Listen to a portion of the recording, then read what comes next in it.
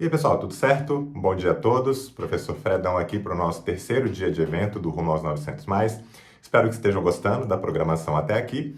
E hoje a gente vai ter uma aula de funções trigonométricas. Esse vídeo ele é gravado e está sendo divulgado no formato estreia, tá? Que possibilita uma interação via chat. E o motivo disso é porque agora, nesse momento, enquanto vocês estão vendo esse vídeo, eu estou dando aula presencialmente, tá? Então, eu não poderia estar aqui ao vivo com vocês, mas eu não queria deixar essa lacuna, né, na quarta-feira, sem nenhuma programação, então eu optei por disponibilizar esse vídeo de funções trigonométricas de maneira gravada no formato estreia, tá? E esse vídeo, na verdade, ele é uma junção de duas aulas do curso A Matemática do Ensino Médio, lá do Mente Matemática. A primeira delas vai trabalhar com a parte de função seno, função cosseno e função tangente. Então já adianto para vocês que especialmente a parte de função tangente, ela é meio irrelevante para o contexto do Enem, tá? Mas pode ser que apareça eventualmente em algum outro vestibular, tá? Mas vou passar bem brevemente por ela. Já a função seno e função cosseno são super importantes, não só para o Enem, como para diversos outros vestibulares, tá? E aí, nessa primeira parte da aula, a gente vai trabalhar com a definição do que é função seno, como é que é o gráfico, qual que é o período, quais são as raízes, qual é a paridade dessa função, tá? Então, as características meio gerais da função seno e da função cosseno e da função tangente. E depois, na segunda parte da aula, cada uma dessas partes tem aproximadamente 50 minutos, então essa aula ela começou às 10, deve terminar ali por volta de umas 11h50, né? Por conta dessas minhas falas aqui também. É, a segunda parte é mais voltada para características gráficas da função e a relação entre os coeficientes da função e o gráfico da função. É uma aula super importante para a prova do Enem. Vou falar a minha experiência, tá? Como aluno. Eu tinha uma certa dificuldade, uma certa resistência com função trigonométrica. Foi um dos poucos conteúdos que no ensino médio eu apresentei algum tipo de dificuldade na matemática. Eu gostava, né? Tinha uma certa facilidade com os conteúdos, mas não era o caso de função trigonométrica.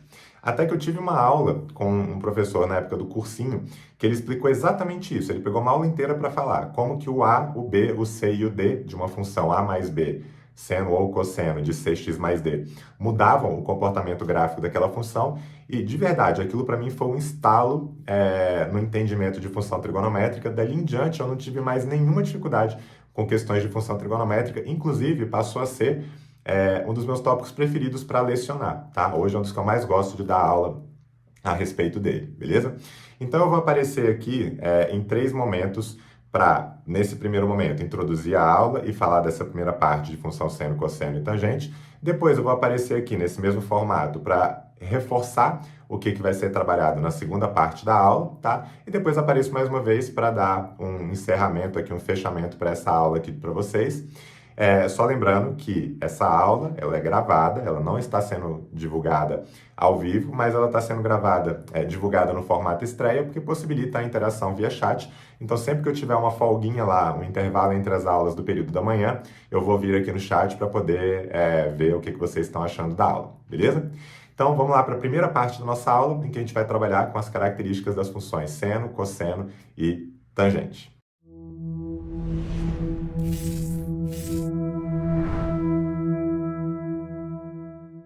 Bom, começando aqui pela função seno, a partir de um ponto P do ciclo trigonométrico, podemos definir uma função f de reais em reais que associa a cada arco θ do ciclo a ordenada b do ponto P, de tal forma que a gente vai ter que o f de θ é igual ao seno do θ, que é igual àquele b.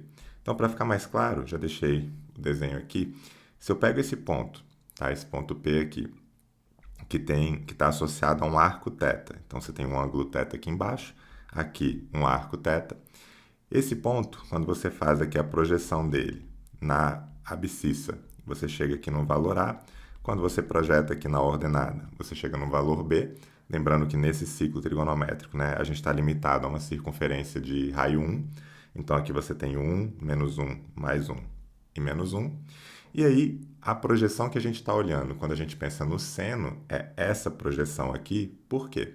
Porque nesse triângulo, como ele é um triângulo retângulo, e ele tem uma hipotenusa valendo 1, porque essa hipotenusa é o raio dessa nossa circunferência, desse nosso ciclo trigonométrico, então, se você calcula o seno do θ nesse triângulo retângulo, você vai ter que o seno de θ é o B, que é o cateto oposto, sobre a hipotenusa, que é 1. Logo, esse B, né, que é esse comprimento que está aqui, que é aquela projeção no eixo vertical, corresponde ao próprio seno de θ, beleza? Assim como esse A, né, vai corresponder ao cosseno, porque o cosseno é o cateto adjacente sobre a hipotenusa, tá? Então, sempre quando a gente está pensando no seno de um ângulo, no seno de um arco aqui, a gente está olhando para essa projeção no eixo vertical, tá? E a partir dessa definição, a gente pode trabalhar as principais propriedades e conceitos associados à função seno.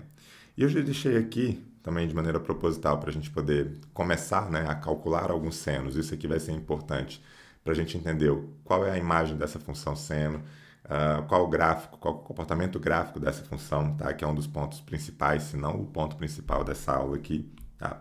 Eu já deixei alguns pontos assinalados. Tá? Primeiro, esses pontos aqui em roxo que estão nos extremos, né? No 0 grau, no 90, 180, 270.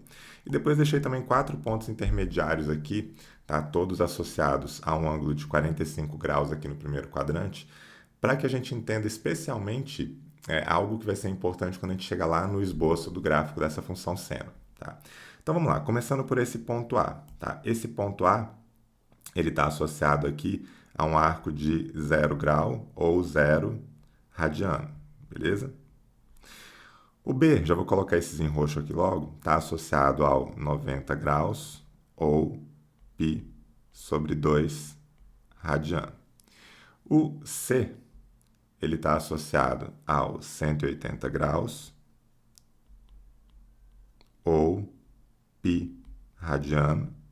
E o ponto D, ele está associado ao 270 graus ou 3π sobre 2 radiano.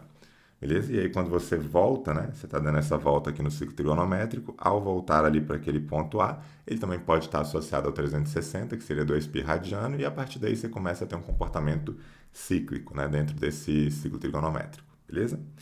Bom, então vamos lá. Vamos começar a calcular alguns valores para o seno aqui, beleza? Então, começando pelo ponto A, tá?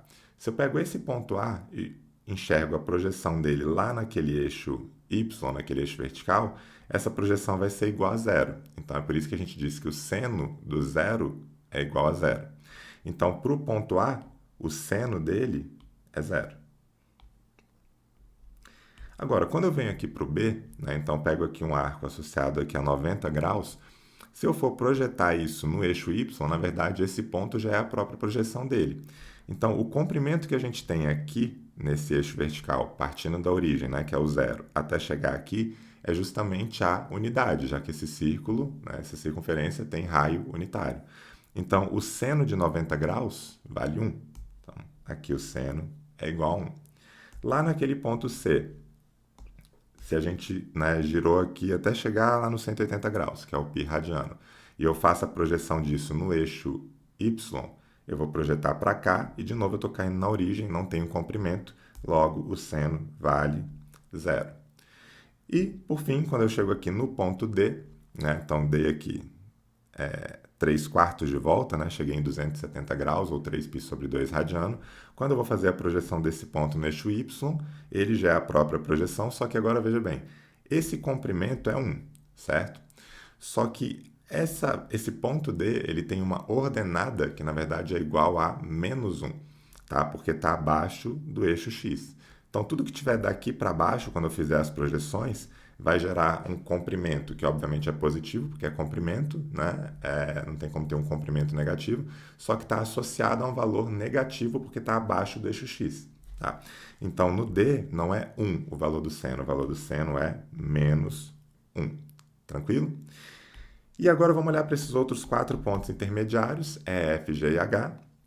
Então, para o E, quando eu fizer essa projeção aqui, tá, eu vou ter um comprimento que corresponde ao seno de 45 graus, que é raiz de 2 sobre 2. Então, para os ângulos notáveis, você vai ter que, né, meio que decorar isso, né, do 30, 45 e 60, que já é super comum lá no estudo de razões trigonométricas. Tá? Então, o seno de 45 graus é o raiz de 2 sobre 2. Tá? Só um parênteses na minha fala, né?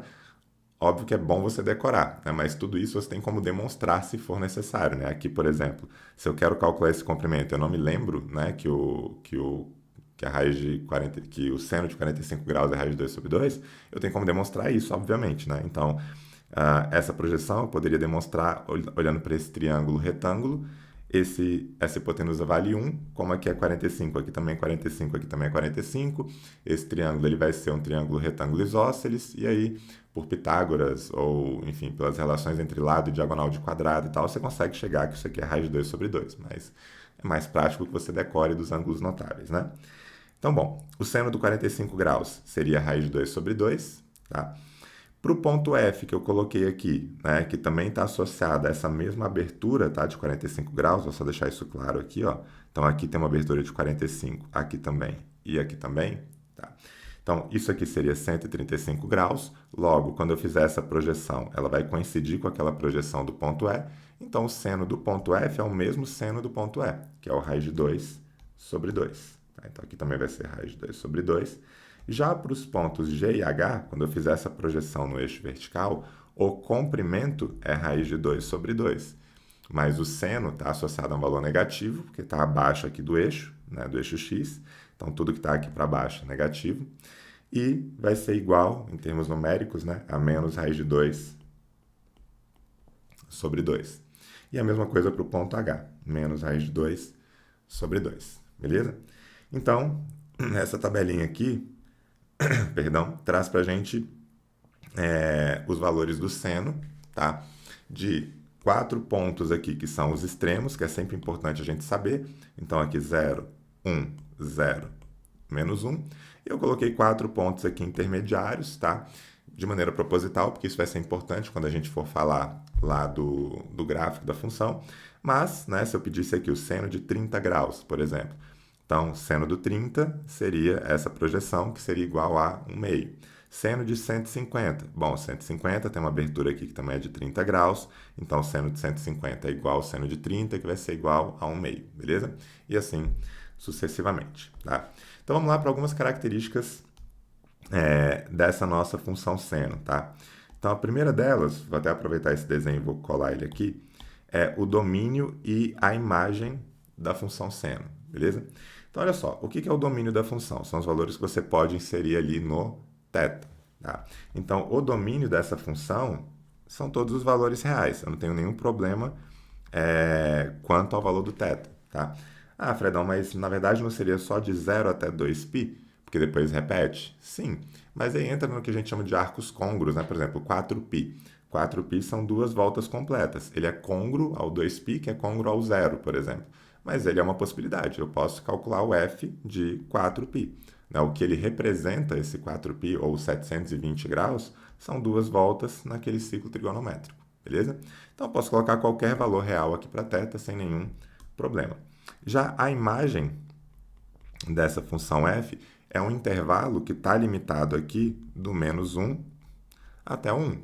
Beleza? Porque é impossível ter uma projeção que passe desse ponto B, então não tem como ter um seno igual a 2, por exemplo, tá? É impossível, porque isso fugiria do ciclo trigonométrico, assim como eu não tenho como ter nada menor do que o menos 1. Então, qualquer valor do seno está limitado a esse intervalo aqui do ciclo trigonométrico e a esse intervalo do nosso plano cartesiano, onde esse ciclo está inserido, ou seja, está limitado aqui do 1 ao menos 1.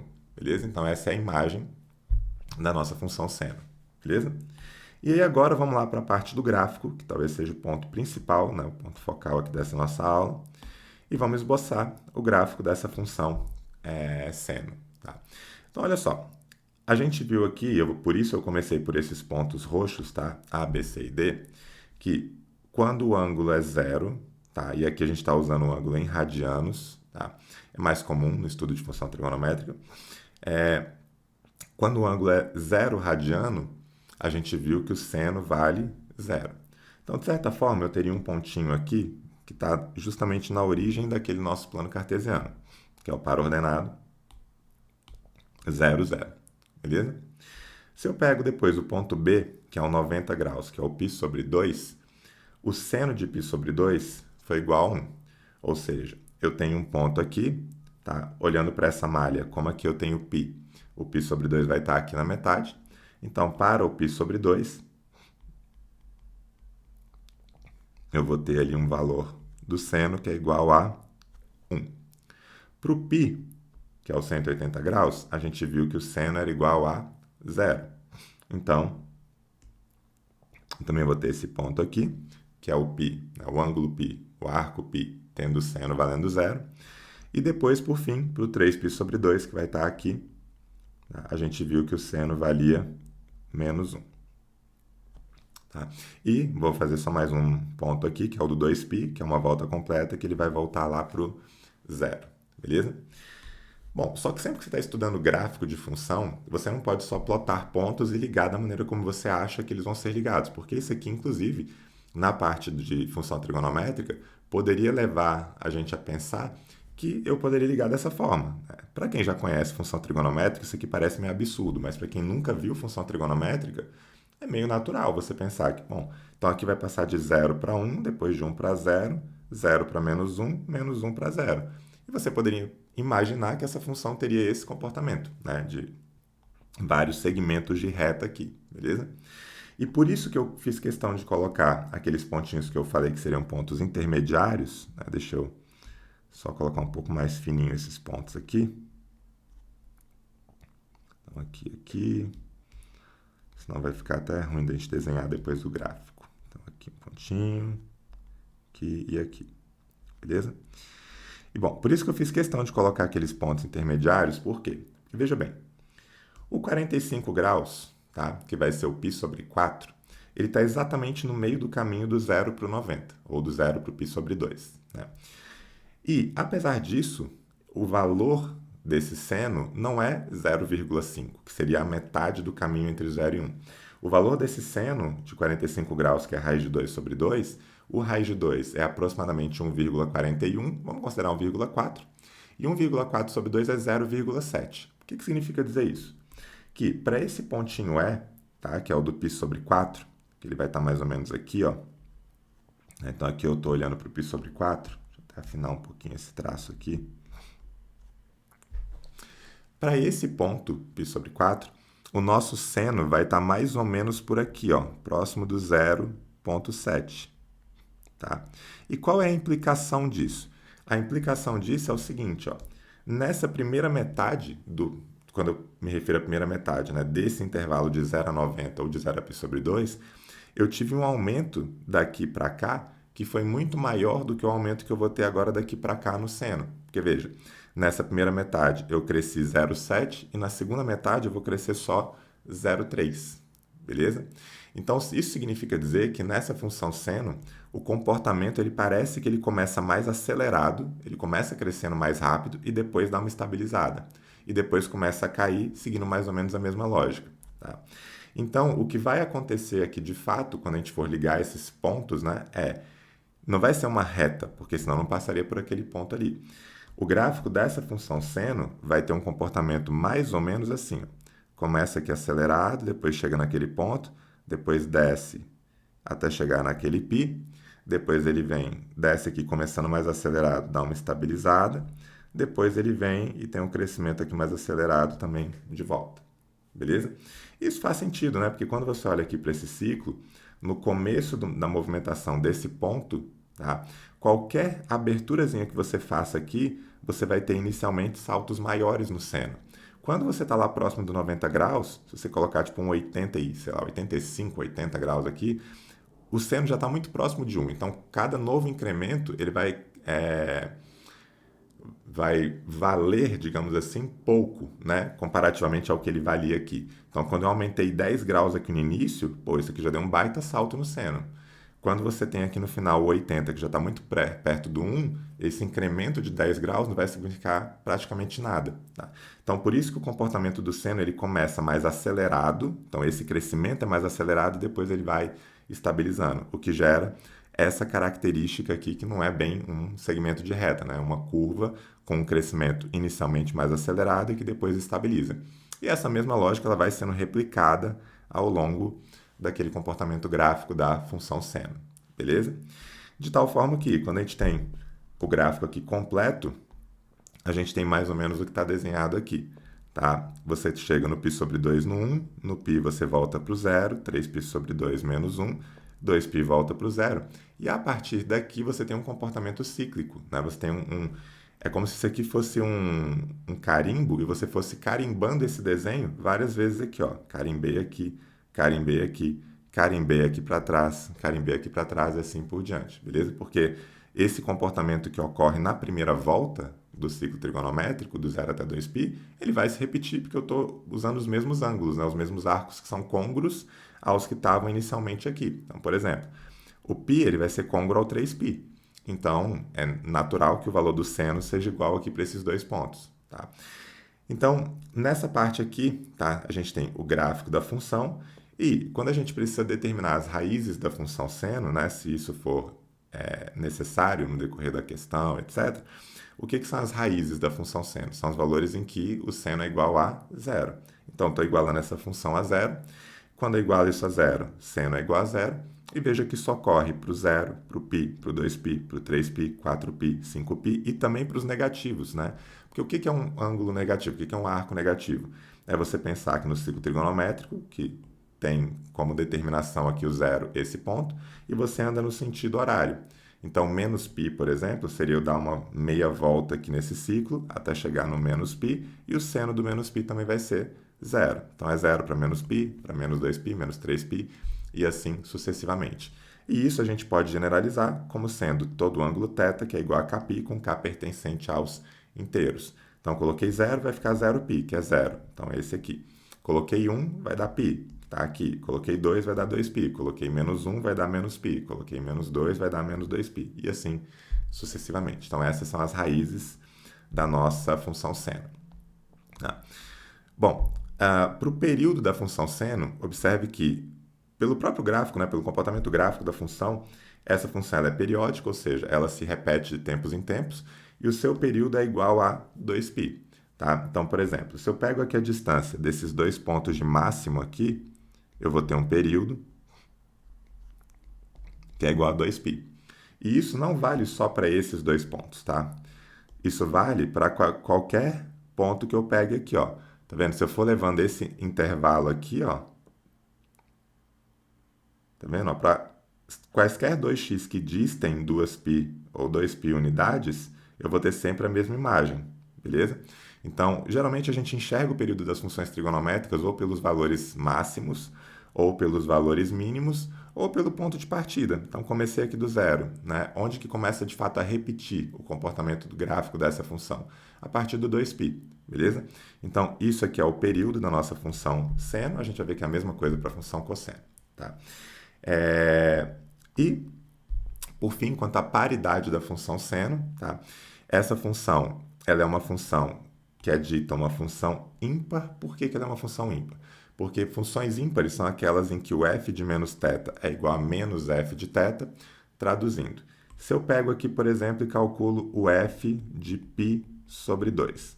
Bom, o f de π sobre 2 é 1, porque o f de 90 graus é o seno de 90 graus, que vale 1.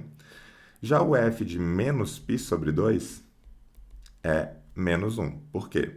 Porque pegando aquele desenho lá do ciclo trigonométrico, para poder ajudar a gente a enxergar isso, vamos levar ele para lá. Ó, quando eu pego π sobre 2, eu estou girando daqui para cá, certo? E aí eu vou ter um seno que vale 1, que é esse comprimento. Se eu giro a mesma quantidade, só que no outro sentido, no sentido horário no caso, eu vou ter o mesmo comprimento, só que atribuindo um valor negativo, porque está abaixo do eixo x, beleza? Isso vai acontecer para quaisquer valores. Por exemplo, se eu rodo 45 graus, chego aqui num seno que é o mesmo quando eu giro menos 45, só que um é positivo e o outro é negativo.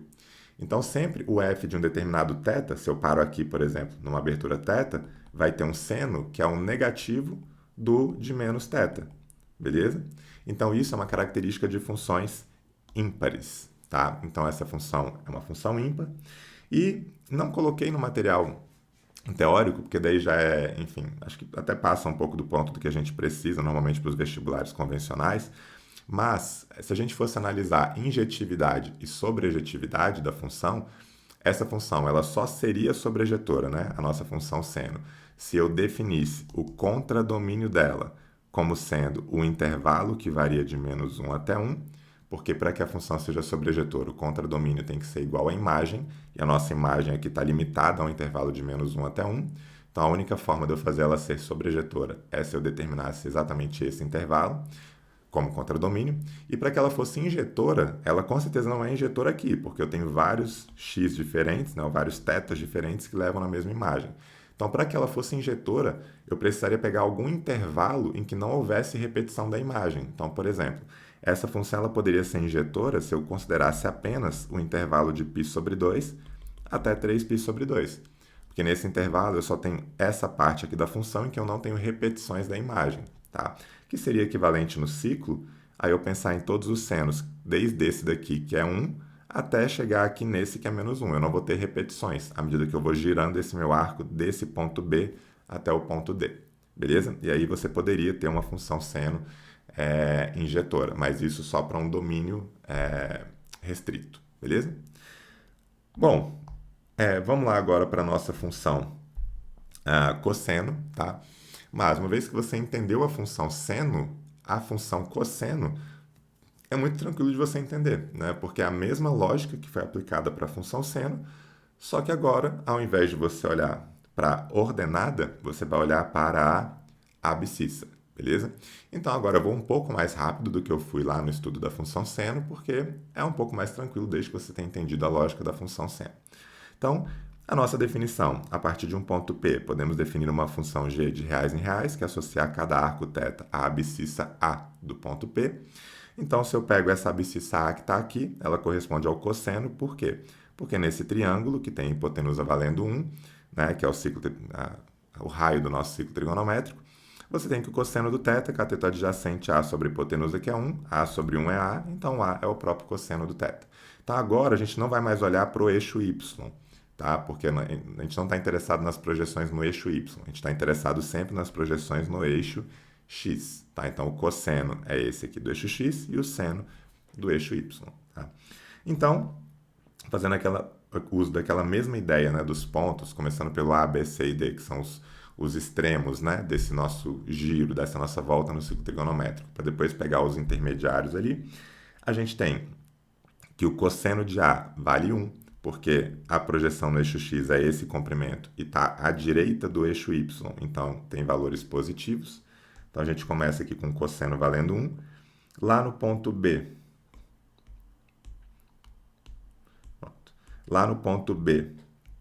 o cosseno vale 0, porque quando você projeta aqui no eixo X, você vai pegar na origem, então não tem comprimento.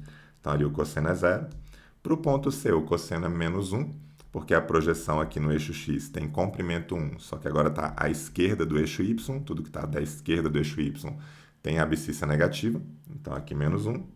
E por fim, no ponto D, aquela abscissa vale 0, beleza? E nos pontos intermediários, o ponto tem um cosseno que é raiz de 2 sobre 2, positivo. O ponto F vai ter uma projeção aqui embaixo, é o mesmo comprimento dessa, tá? Vai ser raiz de 2 sobre 2, só que está à esquerda do eixo Y, então aquele cosseno é negativo, então menos raiz de 2 sobre 2. O G também é negativo, porque a projeção está aqui à esquerda do eixo Y, então também é menos raiz de 2 sobre 2. E o H vai acabar sendo raiz de 2 sobre 2, porque essa projeção está lá na parte positiva das abscissas, tá? Então, inclusive, existem regrinhas para você decorar, né? Tipo, o seno, ele é positivo no primeiro, positivo, negativo, negativo. O cosseno, ele é positivo no primeiro, negativo, negativo e positivo. Então, tem uma regrinha que, né, normalmente é ensinada, que é o do cetacomais 12, 13 e 14, que é para você decorar que o seno é positivo no primeiro e segundo quadrantes, que são esse primeiro e esse segundo. A tangente vai ser positiva no primeiro e no terceiro, e o cosseno vai ser positivo no primeiro e no quarto. É uma regrinha legal, caso vocês queiram usar para poder decorar, esse do cetacomais 12, 13 e 14, mas ela não é tão necessária se você entende de fato o que cada uma dessas quantidades representa, né? O que o seno representa, o que o cosseno representa, e que o positivo e o negativo vai ser definido basicamente por onde que ele está no nosso plano cartesiano. Então, esse ponto, ele tem tanto a abscissa positiva quanto a ordenada positiva. Então, o cosseno é positivo e o seno também. Esse ponto, ele tem uma ordenada positiva, então seno é positivo, mas uma abscissa negativa, então cosseno é negativo. Esse ponto G, ordenada e abscissa negativas, então seno e cosseno são negativos. E esse ponto aqui, por fim, tem a abscissa positiva, então cosseno é positivo, e ordenada negativa, então seno é negativo. Então, se você entende isso, não tem muito porquê de você ficar decorando aquela regrinha, mas ela pode ser útil, pode acabar te ajudando. Bom, trazendo esse desenho aqui para a página seguinte, quanto ao domínio e imagem dessa função, tá? É muito parecido com o que aconteceu também na função seno. O domínio dessa função f são todos os reais, não existe nenhuma limitação. A gente vai ver que na função tangente existe, mas na seno e cosseno não. E quanto à imagem, a mesma coisa. A imagem está limitada ao intervalo de -1 até 1, pela própria limitação aqui do nosso ciclo trigonométrico. Beleza? E indo agora para o gráfico, né, para o esboço do gráfico da função cosseno, tá? Eu vou começar marcando esses 4 pontos. Então, na função cosseno, cosseno de 0 vale 1, então tem o primeiro ponto que vai estar aqui. Cosseno de π sobre 2, que é 90 graus, vale 0. O cosseno do π é -1. Cosseno de 3π sobre 2 volta para o 0. E o de 2π voltaria ali para o 1, porque eu dei uma volta completa. E a gente viu que isso aqui não vai ser ligado por segmentos de reta, tá?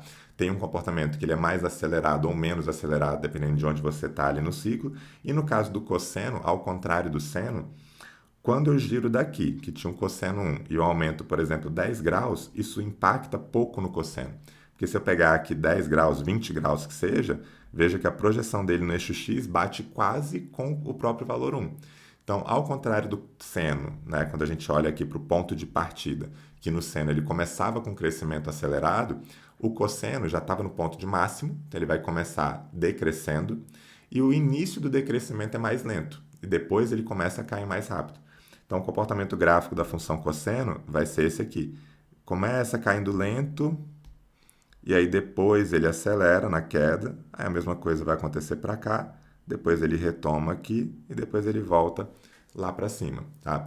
A gente costuma dizer que o gráfico da função cosseno, né, cosseno de x, tem um formato de uma cuia, né, de uma cuia de chimarrão. Tá? É uma forma de você conseguir bater o olho aqui e ver que é uma função cosseno. Tranquilo? Bom, o gráfico completo, né, tá desenhado aqui. Então, começa aqui no 1, vem para o 0, -1, 0 e volta para o 1. E a partir daqui você tem repetições, né, cíclicas aqui desse mesmo comportamento, tal como acontecia lá na função seno. Veja que nesse caso, quais são as raízes da função cosseno, ou seja, onde que a função cosseno vale 0? Ela vale 0 aqui no π sobre 2, no 3π sobre 2, no 5π sobre 2, no 7π sobre 2, no menos π sobre 2.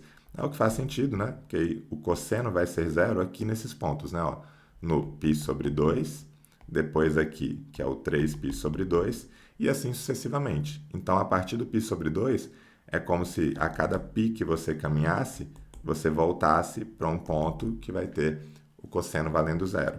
Então, você pode generalizar isso da seguinte forma, tá? Se o cosseno vai ser igual a 0 para um θ valendo mais ou menos π sobre 2, mais ou menos 3π sobre 2, mais ou menos 5π sobre 2, isso aqui tem que tomar cuidado, porque você não pode representar como kπ sobre 2. Por quê? Porque se você joga um k valendo 2, por exemplo, fica 2π sobre 2, que é π. E no π o cosseno não é 0. O cosseno de π é -1. Então, você representa isso, né, e por isso que eu mostrei aquele desenho lá no ciclo, como π sobre 2, que seria o nosso ponto de partida, e a partir dele você soma kπ unidades. Então, por exemplo, estou aqui no π sobre 2, no B. Beleza? Se eu somar uma vez o π, eu vou vir para cá. Beleza? Se eu subtrair π uma vez, eu vou dar uma volta no sentido horário, mas eu também vou parar aqui. Beleza? Então, se eu somo π, saio daqui, venho para cá, somo mais π, venho para cá, somo mais π, venho para cá. Ou, se eu subtraio um π, venho para cá, subtraio um outro π, venho para cá, subtraio um outro π, venho para cá. Então, a gente generaliza isso como π sobre 2, como sendo nosso ponto de partida, mais o kπ, beleza? Onde esse k é uma quantidade inteira de meias voltas, né? Já que é o kπ. Bom, quanto ao período da função cosseno, também segue a mesma lógica, tá? Da função seno. Se você pegar aqui desse ponto de máximo até aquele outro ponto de máximo, você vai ter ali um intervalo de 2π, e esse intervalo de 2π né, ele vai sempre definindo aqui dois pontos que tem abscissas diferentes, mas que tem a mesma imagem, beleza? Então, o nosso período aqui, da mesma forma que lá na função seno, também vale 2π. E quanto à paridade da função cosseno, ela é uma função par, porque uma função par ela é definida quando o g de menos θ é igual ao g de θ, ou f de menos θ igual ao f de θ. E isso faz sentido na função cosseno, né, especialmente quando a gente olha lá para o ciclo, por quê? Porque quando você gira aqui 45 graus positivo, tá? Ou π sobre 4, né? E você gira para cá um menos 45 graus, veja que esses dois, quando eu olho para o eixo x, que é o do cosseno, eles vão ter a mesma projeção. Então, sempre, para qualquer ângulo, o cosseno de um certo θ é igual ao cosseno do menos θ, beleza? Inclusive, quando você passa de 90 graus. Se você pega aqui o 135 positivo ou o menos 135 negativo, né? Ou o menos 135, que é o 135 negativo, a projeção vai estar no mesmo ponto, beleza? Vai ter o mesmo cosseno. Então, nesse caso, a gente diz que essa função ela é uma função par. Tranquilo? E quanto à injetividade e sobrejetividade, vale o mesmo que a função seno. Ela só vai ser sobrejetiva ou sobrejetora se o contradomínio for igual à imagem, então menos 1 até 1, intervalo fechado, né, porque inclui os extremos, e ela só vai ser injetora se você pegar um intervalo apropriado, por exemplo, o intervalo que vai de 0 até π. Nesse intervalo você não tem repetições da imagem, então ela vai ser uma função injetora, porque para cada x diferente do domínio você vai ter um y diferente como imagem. Beleza? Bom, agora a gente vai lá para o estudo da função tangente, e a função tangente ela é bem diferente da função seno e da função cosseno, então por ela eu vou passar com um pouquinho mais de tranquilidade, tá? E o que é a função tangente? Como é que a gente pode definir essa função tangente, tá? Considere o eixo das tangentes, ou seja, um eixo x igual a 1, a gente define dessa forma na trigonometria, que é basicamente você traçar uma reta paralela ao eixo y que tangencie, daí vem a função tangente, o ciclo trigonométrico, no ponto 1 que está aqui. Então, tracei essa reta tangente ao ciclo naquele ponto 1 e a interseção da reta OP, ou seja, peguei aqui um ponto P qualquer que está associado a um arco θ. Peguei a origem, tracei essa reta OP. Em algum momento, ou em quase todos os momentos, que a gente vai ver que isso não acontece sempre, ela vai interceptar aquela reta tangente, beleza? E esse ponto de interseção vai determinar um comprimento aqui que corresponde justamente à tangente desse arco θ. Tá? E por que isso acontece? E a partir disso a gente pode definir esse comprimento como sendo a função tangente. Porque, olha, a gente tem nesses dois triângulos aqui, triângulos que são semelhantes, certo? Então, nesse triângulo pequeno, a tangente do θ vai ser esse B dividido por esse A. Tranquilo? Que é a divisão do seno pelo cosseno, como a gente já viu, né, em razões trigonométricas, né? E quando eu estendo isso para cá, quem passa a ser a tangente do θ? Essa tangente do θ continua sendo esse comprimento dividido por esse, cateto oposto sobre cateto adjacente, só que o cateto adjacente aqui é o 1, certo? E esse cateto adjacente valendo 1 significa dizer que este comprimento é a própria tangente daquele θ, beleza? Que é igual a B sobre A, até porque se eu fizesse aqui uma semelhança de triângulos, eu teria aqui nesse triângulo e nesse triângulo que tangente de θ, né? Ou, digamos que eu não sei ainda que é a tangente do θ. Eu vou chamar isso aqui de um K, beleza? Então, K está para 1, assim como B está para A. Só que se K está para 1, assim como B está para A, então K é B sobre A. Só que B sobre A é a tangente do θ. Então, pronto. Então, esse comprimento aqui só pode ser, de fato, a tangente do θ. E a partir dessa definição, a gente consegue formalizar o que é essa função, que eu vou chamar aqui de h, tá? Que é h de θ igual a tangente de θ, que ela é definida para esse domínio e contradomínio. A gente vai entender agora por que dessa parte aqui do domínio, mas isso vai ficar um pouco mais claro quando a gente enxergar isso aqui no nosso ciclo trigonométrico. Então, de novo, a gente vai usar alguns pontos-chave aqui para poder calcular os valores das tangentes, e eu vou começar pelo A, B, C e D, tá? Da mesma forma como eu fiz no estudo da função seno e da função cosseno. Então, começando pelo ponto A, qual é a tangente do ponto A? Ora, o ponto A está associado ao zero, então quando você projeta aqui, você não tem nenhum comprimento, porque eu estou pegando desse ponto o início e terminando também nesse ponto. Então, tangente desse zero é o próprio zero. Agora, qual é a tangente para esse ponto B, que é o 90 graus? Ora, o que eu teria que fazer para achar essa tangente? Eu teria que pegar essa reta que passa pelo ponto O e pelo ponto B e projetá-la até que ela tocasse naquela reta tangente. Só que como essa reta tangente ela é paralela ao eixo Y, isso nunca vai acontecer, porque duas paralelas não vão se interceptar. Tá? Então, o que acontece para a tangente no ponto B, que é a de 90 graus? Ela não existe. Eu não tenho tangente naquele ponto. Para qualquer outro aqui, por mais que fosse 89,9 graus, existiria, e seria um número gigantesco. Porque se fosse 89,9 graus, eu teria que subir isso aqui absurdamente, mas em algum momento isso vai encostar na reta tangente e eu vou ter um comprimento ali tendendo a infinito. Então veja, ó, aqui era zero. À medida que eu vou aumentando e vou fazendo essas projeções naquela reta tangente, isso aqui sempre vai aumentando, só que chega um ponto que não toca mais, que é justamente naquele ponto B que está ali. Então ali a tangente não existe. Tá? Agora, quando eu passo um pouquinho do ponto B, tá? A gente vai ver isso com mais clareza no ponto F, eu não tenho como projetar daqui para cá. Só que eu estou falando numa reta. A reta não tem isso aqui, se eu pego só dessa origem e projeto para cá, isso aqui é uma semi-reta, porque ela tem um ponto inicial e depois se estende infinitamente para o outro lado. Mas a reta, que é definida por esses dois pontos, ela se estende para cá e também aqui para baixo. Então veja, nesse caso eu consigo determinar uma tangente aqui para baixo, só que de novo, como está abaixo do eixo x, a gente considera que esse comprimento aqui está associado a um número negativo. Então a gente vai ver, por exemplo, o ponto F, que essa tangente vai ter um valor negativo. Tá? Mas vamos primeiro para o ponto C. Então no ponto C, tenho essa reta determinada pela origem pelo ponto C, que intercepta a reta tangente no zero. Né? Então não tem comprimento, tangente ali vale zero. E para o D vai acontecer o mesmo problema que acontecia para o B, porque quando eu traçar essa reta, nunca vai tocar na reta tangente, então não existe tangente para aquele ponto D, beleza? E quando eu volto aqui para cá, eu vou ter o zero de novo, enfim, vou entrar no mesmo comportamento anterior. Então, por isso que eu tive que definir aqui a função h como sendo o domínio dela, todos os reais, isso já inclusive responde o próximo slide, que é o domínio da função tangente, como todos os reais, exceto o π sobre 2 mais kπ.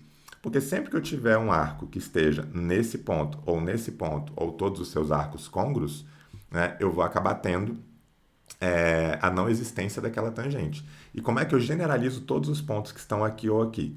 Tá? Da mesma forma que a gente acabou de fazer para a função cosseno, né, que é naquela que o cosseno seria igual a zero, que é para π sobre 2, 3π sobre 2, 5π sobre 2, que você generaliza como π sobre 2 mais kπ, com k pertencente aos inteiros. Beleza? E para finalizar com aqueles outros 4 pontos, se eu quero, por exemplo, a tangente no ponto E, o que eu teria que fazer? Eu teria que prolongar isso aqui até encostar ali naquela reta e aí eu consigo descobrir qual é a tangente daquele ponto. Então, fiz isso aqui, vou fazer de uma outra cor, só para ficar claro, né? Então, fiz aqui essa projeção, calculo esse comprimento, isso aqui vai ser a minha tangente para o 45 graus.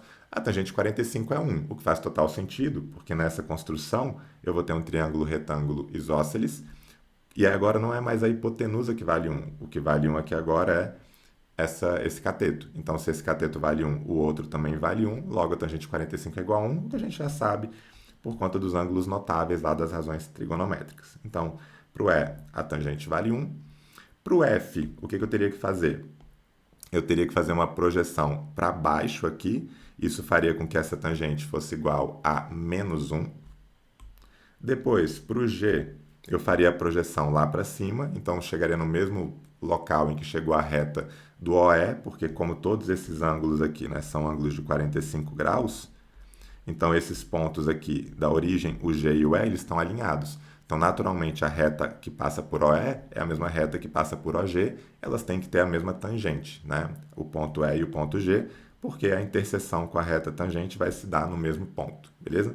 Então, a tangente do G, né, que seria aqui, em termos de graus, 225 graus, e em termos de radiano, seria π mais π sobre 4, que daria 5π sobre 4 radiano. Essa tangente vai ser igual a 1.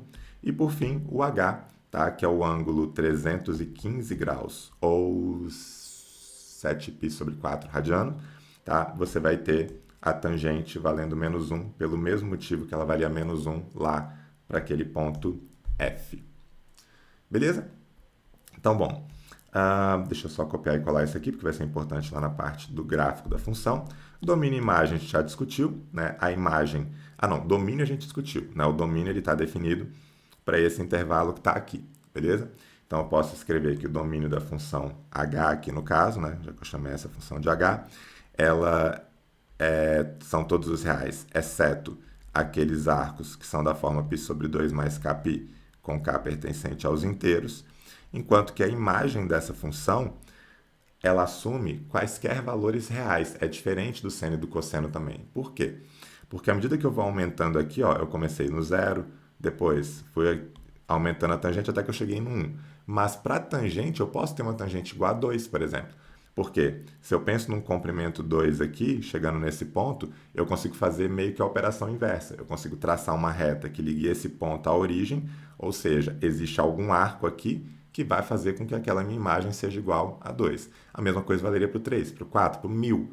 Eu consigo encontrar um arco cuja tangente é 1000, porque em algum momento eu vou ter uma projeção aqui que vai ter um comprimento lá naquele eixo tangente, né, que está ali à direita do ciclo trigonométrico, que vai ter um comprimento valendo 1000. Beleza? Então, a imagem dessa função são todos os reais. E vamos partir aqui para um esboço do gráfico agora dessa função tangente, tá? Só um parênteses, isso aqui não é tão cobrado nos vestibulares mais convencionais, beleza? Os vestibulares mais convencionais se prendem basicamente à função seno e cosseno, tá? O Enem, por exemplo, eu não me lembro de alguma questão que tenha cobrado função tangente, tá? Mas, enfim, vale a pena a gente comentar aqui, né, mesmo que brevemente, tá? Então, como é que fica o comportamento gráfico dessa função tangente? Tá, olha só. Ela começa, tá, com um par ordenado 0, 0, porque a tangente de 0 vale 0.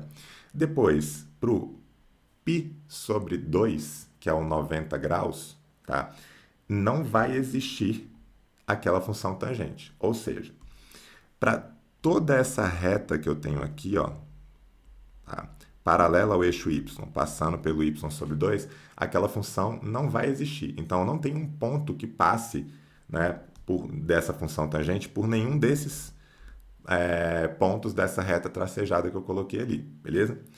Para o π sobre 4, que é o 45 graus, tá, que vai estar aqui no meio, a nossa tangente vale 1. Então, eu sei que ela está aqui, beleza? Em linhas gerais, o que vai acontecer? Tá? Inicialmente, essa tangente ela cresce mais devagar, tá? Porque para cada acréscimo inicial aqui, a tangente não está mudando tanto. Mas chega um ponto, né, em que qualquer aumentozinho de 1 grau que você faça aqui, imagine isso quando está em 88, 89 graus, por exemplo. Isso vai fazer com que o valor da tangente exploda, vai ficar um valor muito grande, tá? Então, o comportamento gráfico da função tangente é mais ou menos algo nessa linha aqui, ó. Vai crescendo, crescendo, crescendo, né? Explode aqui, só que não toca naquela parte, beleza? Porque eu não tenho imagem para o 90 graus, então não pode tocar naquele eixo. Parece, né, que de tanto que eles se aproximam, que em algum momento vai ocorrer um toque ali, mas ele nunca ocorre. A gente chama isso aqui de uma assíntota vertical, beleza? E um comportamento análogo vai acontecer aqui na proximidade do menos π sobre 2, porque o menos π sobre 2 é menos 90 graus, então, quando você girar aqui menos π sobre 2, também não vai existir essa tangente, tá? Mas esse mesmo comportamento que a gente observou aqui do 0 para o 90 vai acontecer daqui para baixo, só que com valores negativos, porque daqui para baixo a projeção está sempre abaixo do eixo x. Então, a gente vai ter um comportamento muito similar a esse, só que vindo daqui para baixo. Então, vai fazer algo mais ou menos assim, beleza? E quando você quebra a barreira dos 90 graus, você começa a repetir o mesmo comportamento anterior. Por exemplo, se eu pegar aqui 91 graus, esse 91 graus vai ter o mesmo comportamento que eu teria aqui embaixo para o menos 89, por exemplo. Tá? Então, o que vai acabar acontecendo com a função tangente é isso que está representado aqui. Tá? Você vai ter aqui esse intervalo completo, digamos assim, de variação da tangente, que é como se a gente enxergasse no ciclo, não começando no zero. Imagina que eu começo aqui, tá? E daqui para baixo eu não tenho tangente, e aí qualquer valor que eu pegue para cá, eu vou começar lá num valor muito próximo de menos infinito, um valor muito baixo negativamente. E à medida que eu vou fazendo isso, ó, eu vou fazendo com que a tangente se aproxime do zero, e depois ela começa a aumentar e tenda ao mais infinito. Então, geralmente, questões que envolvem função tangente fazem uma análise que vai justamente do intervalo de menos π sobre 2 até π sobre 2. Por quê? Porque o menos π sobre 2 está aqui, que é o nosso ponto de partida para a função tangente, normalmente, e o nosso π sobre 2 está aqui, que é onde finaliza um ciclo daquela função tangente. Porque tudo que aconteceu nesse primeiro ciclo, digamos assim, ele vai depois se repetir quando você quebra essa barreira que está aqui e tem que projetar lá para baixo. Beleza? Então, o gráfico dessa função, a gente pode enxergar o carimbo dela nessa parte que está aqui, e isso vai se repetir para cá, aqui para trás, e assim sucessivamente, beleza? Então, as raízes da tangente, né? Ou seja, os valores cuja tangente é igual a zero, não por coincidência são os mesmos valores para o seno, por quê? Porque a tangente é a mesma coisa que o seno sobre o cosseno. A gente vê isso em razões trigonométricas. Então, isso aqui só vai ser zero quando o seno for zero, beleza? E outra, se o cosseno for zero, não existe tangente. E é justamente por isso que os mesmos valores que a gente definiu para o cosseno ser igual a zero, que eram π sobre 2, 3π sobre 2, etc., são os valores da não existência da tangente, beleza? Bom, quanto ao período da função, a função tangente tem um período que vale π radianos, beleza? Que corresponde ao intervalo entre duas dessas assíntotas verticais. Então, se eu estou indo de menos π sobre 2 até π sobre 2, eu tenho aqui um comprimento que é igual a π. E aí, só para vocês verem isso, né, assim como eu fiz lá na função seno e cosseno, se eu pego aqui π unidades, ó, e vou caminhando aqui com dois valores de abscissa, com π unidades de distância um para o outro, veja que a imagem sempre vai sendo a mesma, né? Então, aqui é a mesma, se eu venho para cá também vai ser a mesma. Enfim, então por isso que a gente diz que esse período da função tangente é igual a π radianos, beleza? E, finalizando essa aula, a paridade da função tangente, ela é uma função que ela é ímpar pelo mesmo motivo lá da função seno ser ímpar, tá? Por quê? Porque quando eu olho aqui no ciclo, se eu giro, por exemplo, 45 graus sentido anti-horário, né, que é o 45 graus positivo, eu vou ter uma tangente igual a 1. Se eu giro menos 45, a minha tangente vale menos 1. Então, para qualquer θ que eu gire para cá positivamente, ele vai me dar uma tangente que tem o sinal contrário da do menos θ. Quando isso acontece, a gente tem uma função que ela é classificada como uma função ímpar. E quanto à injetividade e sobrejetividade, a função tangente ela já é sobrejetora, porque a imagem dela percorre todos os reais, então o contradomínio já é igual à imagem, e assim como na função seno e cosseno, ela só vai ser injetora se você definir um intervalo apropriado para isso, como, por exemplo, o intervalo que vai de menos π sobre 2 até π sobre 2, onde eu não tenho repetições da imagem dessa função tangente. Beleza? Então é isso a respeito das funções seno de x, cosseno de x e tangente de x. Espero que vocês tenham gostado, tenham entendido um pouco melhor como é que elas funcionam. Nos vemos na nossa próxima aula. Bom, pessoal, espero que vocês tenham gostado dessa primeira parte da nossa aula, né, que tenham entendido bem as ideias de função seno, cosseno e tangente. E agora a gente vai para a parte que eu acho que é a mais importante, tá, dessa nossa aula de hoje, que é a relação que você tem entre os coeficientes e o gráfico da função trigonométrica.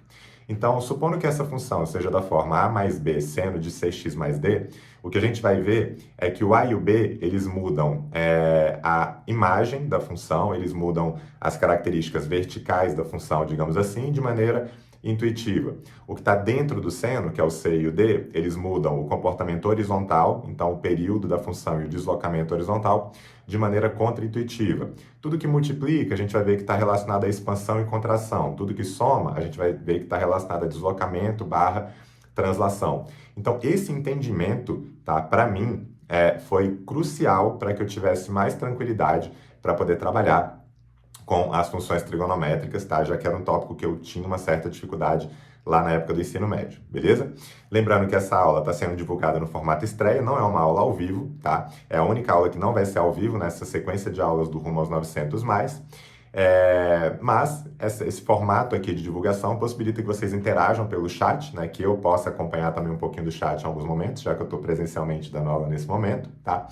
E é isso, espero que vocês tenham gostado da primeira parte, e mais importante do que isso, espero que vocês gostem, tá? Essa é uma das minhas aulas preferidas, na verdade. Espero que vocês gostem também dessa segunda parte que foi programada aqui para hoje. Então, vamos lá para a segunda parte da aula. Bom, pessoal, então, qual que é o objetivo central dessa nossa aula, tá? É entender a relação entre os gráficos das funções trigonométricas e os seus coeficientes, né? A variação dos seus coeficientes, ou seja, saber olhar para uma expressão como essa e entender como que o A, o B, o C e o D impactam no comportamento gráfico da função, ou seja, como que eles mudam o máximo, mínimo, período da função e coisas do tipo, tá? A gente vai avaliar cada um deles separadamente, tá? Inclusive a gente vai ver que o D é o único que a gente não consegue avaliar só por ele, porque ele depende de uma modificação no C ou não, da existência de uma modificação no C ou não. Mas já de antemão, eu vou dar um pequeno spoiler aqui do que a gente vai encontrar, do que a gente vai confirmar, digamos assim, no decorrer dessa nossa aula, tá? A respeito de cada um desses 4 coeficientes, beleza? Então, olha só, o que a gente vai ver aqui é o seguinte. Tudo que está do lado de fora do seno, ou seja, o A e o B, né, que vem antes de aparecer aqui o seno dessa expressão, está relacionado, ou seja, tanto A quanto B, eles estão relacionados à imagem da função, ou seja, a modificações que ocorrem na vertical, beleza? E isso aqui ocorre de maneira intuitiva, beleza? Então, são modificações intuitivas que ocorrem no eixo vertical da nossa função trigonométrica, beleza? Então, esse é um primeiro ponto aqui importante. Já o C e o D, tá, que estão aqui dentro, eles têm relação com o domínio, né? Na verdade, não tanto com o domínio, porque o domínio são todos os reais, mas sim com o eixo horizontal, beleza? E ao contrário do que está fora do seno, essas modificações elas se dão de maneira contra-intuitivas, beleza? Então, é contra-intuitivo o que acontece ali dentro. Então, quando você acha que vai acontecer uma coisa, o que acontece, na verdade, é o contrário, beleza? Bom, além disso, os coeficientes B e C, vejam que eles estão multiplicando. Então, o B multiplica o seno e o C multiplica o x. Esses que multiplicam, tá, eles estão relacionados a mudanças em contração ou expansão da nossa função trigonométrica, do nosso gráfico dessa função trigonométrica. Então, o B e o C, eles estão relacionados à expansão barra contração do nosso gráfico, beleza? E, por fim, o A e o D, vejam que eles estão somando. O D ele está somando ali dentro da função e o A ele está somando aqui fora daquela função. Então, esses que somam, eles têm ou estão relacionados ao que a gente chama de translações do gráfico. Então, translação. Ou, de maneira mais simples, o deslocamento do gráfico. Tá? E quando você entende isso e junta todas essas informações, tá? Que é o que a gente vai fazer agora para cada um desses coeficientes aqui, fica um pouco mais fácil de você entender tudo o que envolve essas funções trigonométricas, tá? Especialmente a parte gráfica, né? E essa relação entre a álgebra, né? a lei de formação da função e o seu comportamento gráfico. Então, por exemplo, o A está de fora somando, então ele vai mudar na vertical de maneira intuitiva e vai provocar um deslocamento. Então, ele provoca um deslocamento vertical intuitivo, ou seja, se a gente soma o valor positivo, desloca para cima, soma o valor negativo, desloca para baixo. O B, ele tem relação com a imagem vertical de maneira intuitiva, só que de expansão ou contração. Ou seja, como na multiplicação 1 é o elemento neutro, ou seja, quando você multiplica por 1, você na verdade não muda nada, então quando você multiplicar por valores acima de 1, vai provocar uma expansão, só que na vertical, de maneira intuitiva. Então, multiplicou por algo maior do que 1, expande verticalmente. Multiplicou por algo menor do que 1, contrai verticalmente. Já o C, que também está multiplicando, também é expansão e contração, só que na horizontal, porque ele está ali dentro. E é contra-intuitivo. Então, a gente vê que se o C for maior do que 1, a gente contrai o gráfico. Se o C for menor do que 1, a gente expande o gráfico.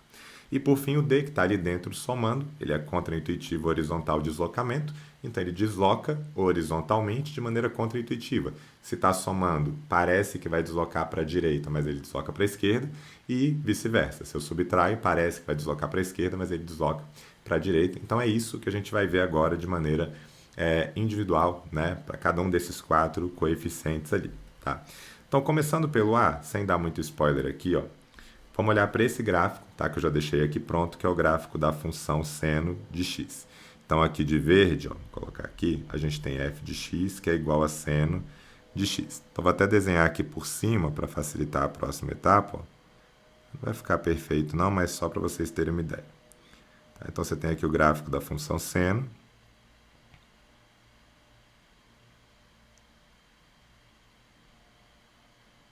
Tá? E eu quero saber o que acontece se eu pego uma função g de x, que é, por exemplo, 1 mais o seno de x, beleza? Então, vejam que esse 1 mais seno de x, eu basicamente estou fazendo aqui o quê? Eu estou pegando 1 e somando naquele f de x, que era a minha função original. Então, para cada x que eu substituo aqui nessa função, eu vou ter que substituir o mesmo x aqui nessa função. Por exemplo, se eu quero... Vou colocar aqui, né? Exemplo. Se eu quero o g de π, eu vou pegar 1 mais o f de π, tá? Deixa eu tirar aqui que está atrás de mim, né? Então, pronto. Ou seja, a imagem que eu tinha para essa função no π, a função f, que nesse caso aqui era 0, tá? Eu vou ter agora para a função g aquele valor mais 1. Então, em linhas gerais, eu estou pegando esse pontinho que estava aqui, ó, no par ordenado π e 0, e estou jogando ele uma unidade para cima. Então, ele vai ser transladado, vai ser deslocado ali para cima, beleza? A mesma coisa aconteceria, por exemplo, se eu quisesse o g de π sobre 2. O g de π sobre 2 é 1 mais o f de π sobre 2. Ou seja, eu pegaria o pontinho que está aqui no π sobre 2 e eu deslocaria ele uma unidade para cima. Eu teria uma imagem que seria uma unidade maior, certo? E vejam que isso vai acontecer para cada pontinho do gráfico dessa função que está aqui de verde.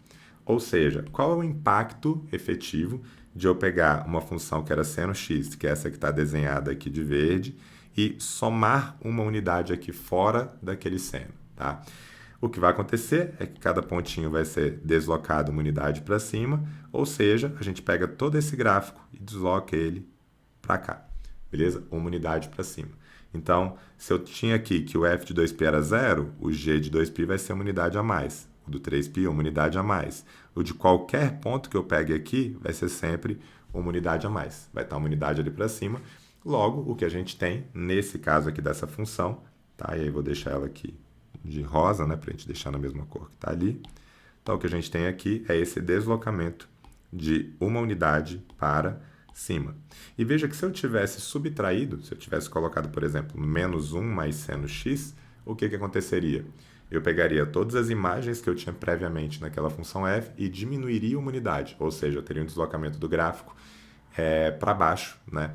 Veja que o que está acontecendo aqui é intuitivo. Se eu somo, eu jogo no sentido natural do próprio eixo, né? Desse eixo y, ou seja, se eu somo, eu estou jogando para cima, se eu subtraio, eu estou jogando para baixo, e ocorreu um deslocamento. Veja que eu não tenho nada de modificação de uma expansão do gráfico ou contração do gráfico, e eu não mudei nada horizontalmente, nem no sentido de expansão e contração, nem no sentido de deslocamento horizontal. A única modificação foi um deslocamento vertical de uma unidade para cima, beleza?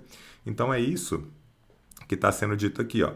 Quando a gente altera o coeficiente a gente provoca o que a gente chama de uma translação ou deslocamento vertical, ou seja, o gráfico da função é deslocado verticalmente. Se o a for maior do que zero, o deslocamento ocorre para cima. Se o a for menor do que zero, esse deslocamento ocorre para baixo. Por esse motivo, eu costumo dizer que esse movimento ele é intuitivo, pois ele segue o sentido natural do eixo das ordenadas, como mostra a figura abaixo.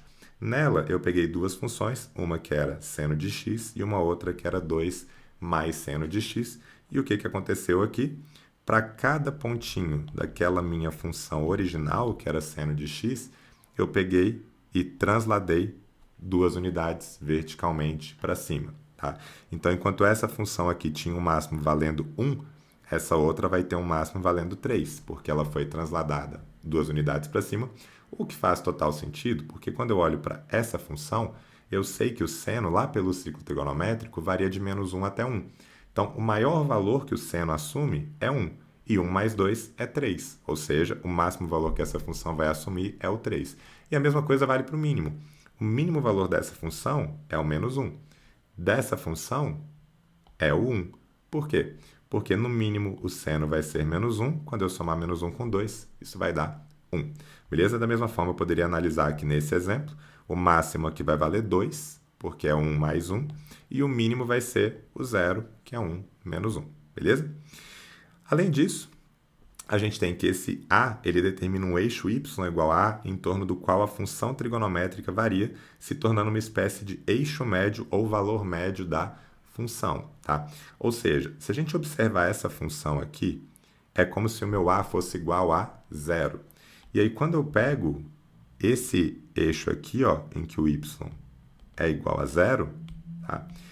A minha função trigonométrica está variando justamente em torno desse eixo, né? Ó, tá? As variações que eu tenho desse eixo para cima e desse eixo para baixo, que a gente vai ver daqui a pouco, que é a amplitude, que é aquele ponto B, né? O valor do coeficiente B, são iguais, né? O que varia aqui para cima e aqui para baixo. Então, a gente chama esse eixo aqui de eixo médio, e se eu pego exatamente um período dessa função, ou seja, se eu pego, por exemplo, desse ponto de partida até chegar ali no 2π, e eu somo todos esses valores e divido pelo total de valores, eu tenho que esse valor aqui é o valor médio daquela função. Então, tem algumas questões que cobram, por exemplo, um determinado período, né? Qual foi a temperatura média no local, ou qual foi a altura média das marés no determinado local, e essa altura média, o valor médio e tal, corresponde, se a gente estiver considerando exatamente um período, ao eixo médio, corresponde ao valor do A, porque cada pontinho que está aqui acima vai ter um correspondente aqui abaixo, isso vai meio que acabar sendo equilibrado, beleza? E por fim, o valor do A é fundamental para a determinação da imagem, como a gente está vendo, e a gente vai ver junto com o B, que a imagem da função varia de A menos módulo de B até A mais um módulo de B, beleza? Então, só lembrando, o A ele provoca uma translação vertical de maneira intuitiva, beleza? Agora vamos analisar o B, e aí para isso eu vou até aproveitar esse gráfico aqui e vamos colocar ele aqui em cima de novo, tá? Então, olha só, temos aqui esse gráfico, que por enquanto está aqui em cima, tem uma função f de x, que é igual a seno de x, beleza? E agora eu quero trabalhar com uma função que é a g de x, que é o dobro do seno de x, beleza? Então vamos lá, o que a gente espera que aconteça por aquilo que eu comentei lá no comecinho? A gente espera que, se é uma mudança fora, seja uma multiplicação na vertical, intuitiva, porque está fora do seno, e se é uma multiplicação, vai ser uma contração ou uma expansão. Como é intuitivo, se a gente multiplica por algo maior do que 1, a gente espera que expanda. E é justamente isso que vai acontecer. Nesse caso, eu não tenho esse gráfico aqui sendo transladado. Eu vou ter ele sendo esticado mesmo, tá? Vou fazer uma coisa aqui que vai dar errado, mas só para vocês entenderem, é como se ele fizesse isso aqui, ó. Ele fosse expandindo ou contraindo, tá? Mas eu vou desenhar ele aqui de novo para vocês entenderem melhor. Olha só. Se eu coloco aqui um x, por exemplo, tá? O zero. Seno de 0 é 0. Se eu coloco o zero aqui, seno de 0 é 0, vezes 2, continua sendo 0. Então, o nosso ponto de partida continua aqui no 0, tá? Já se eu coloco aqui o g de π sobre 2, tá? Vamos escrever isso aqui para ficar mais claro. Se eu coloco aqui o g de π sobre 2, isso aqui vai ser 2 vezes o seno de π sobre 2. Então, seno de π sobre 2, que é o seno de 90, vale 1. Então, a gente estava aqui nesse ponto. Só que agora eu peguei ele e multipliquei por 2. Então, ele vai estar aqui mais acima, tá? Aqui não tem nesse gráfico o 2 exatamente, né? Então, vou colocar ele bem aqui no alto. Tá? Acho que não está aparecendo aqui na tela para vocês. Então, deixa eu descer um pouquinho essa nossa figura aqui toda. Pronto. Então, vai ficar aqui mais ou menos na altura do 2. Tá? Vai ficar mais ou menos por aqui, talvez. Beleza? Depois, se eu pegasse, por exemplo, o g de π, isso aqui seria 2 vezes o seno de π, só que o seno de π, lá nessa função f, por exemplo, é o 0, é o que está aqui. E 2 vezes 0 é 0. Tá? E eu vou fazendo isso. E o que vai acontecer? A gente vai ver que o gráfico dessa nova função vai ser uma expansão do gráfico dessa função que está aqui em verde. Ó. Vai ficar algo mais ou menos assim. Ó. Vai lá no 2 agora, depois volta para o 0, depois chega lá no menos 2, depois volta para o 0, vai lá no 2, depois volta para o 0, vai no menos 2, volta para o 0 e assim sucessivamente, beleza? Então vejam que eu não tenho deslocamento do gráfico, tá? o que eu tenho agora é uma expansão desse gráfico. É literalmente como se eu estivesse puxando isso aqui para cima, e isso acaba trazendo esses outros pontos aqui para cima também, só que com alterações diferentes, porque quando eu pego 1 e multiplico por 2, eu vou ter uma variação de uma unidade. Se eu pegasse aqui o 0,5 e multiplicasse por 2, essa variação seria só de 0,5, porque passaria de 0,5 para uma unidade, beleza? Então, o que acontece, que já está desenhado aqui mais bonitinho, é isso, ó. Tá? Deixa eu começar a leitura lá do início, né, para a gente não se perder. Então, o que acontece quando a gente modifica o B é uma contração ou expansão vertical intuitiva, ou seja, se esse módulo do B for maior do que 1, ocorre uma expansão do gráfico, e se for menor do que 1, diferente de zero, né, porque não faz sentido você multiplicar aqui por zero, você teria uma função constante, porque zero vezes qualquer coisa vai ser zero sempre. Então, vai ocorrer uma contração do gráfico. E por que eu estou colocando em módulo? Porque o B poderia ser negativo. Eu poderia colocar aqui, por exemplo, ao invés de 2 seno de x, eu poderia colocar menos 2 seno x. Beleza? E ainda assim, o que ocorreria seria uma expansão do gráfico. Só que, como eu estou multiplicando agora por menos 1, além de eu ter essa expansão, eu teria o que a gente fala na física de uma inversão de fase, se eu não me engano. Né? Porque as imagens que estariam positivas, elas passam a ser negativas e vice-versa. Então, se eu colocasse o menos 2, o gráfico seria muito parecido com esse que está aqui, só que invertido com relação ao eixo x. Ficaria dessa forma.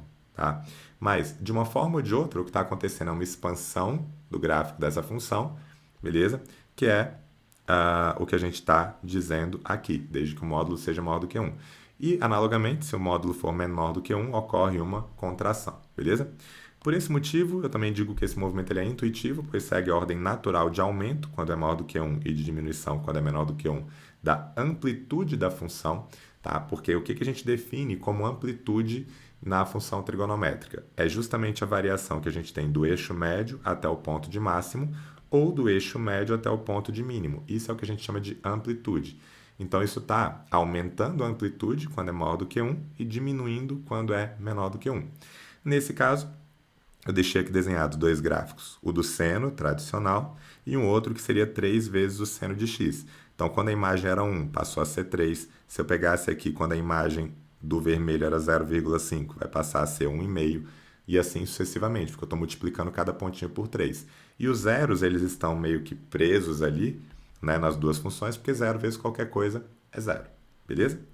Então, esse é o impacto do B nessa função trigonométrica, e esse módulo de B, além dele corresponder à amplitude da função, ele também tem uma correlação direta, juntamente com A, na definição dos valores mínimo e máximo daquela função f. Tá?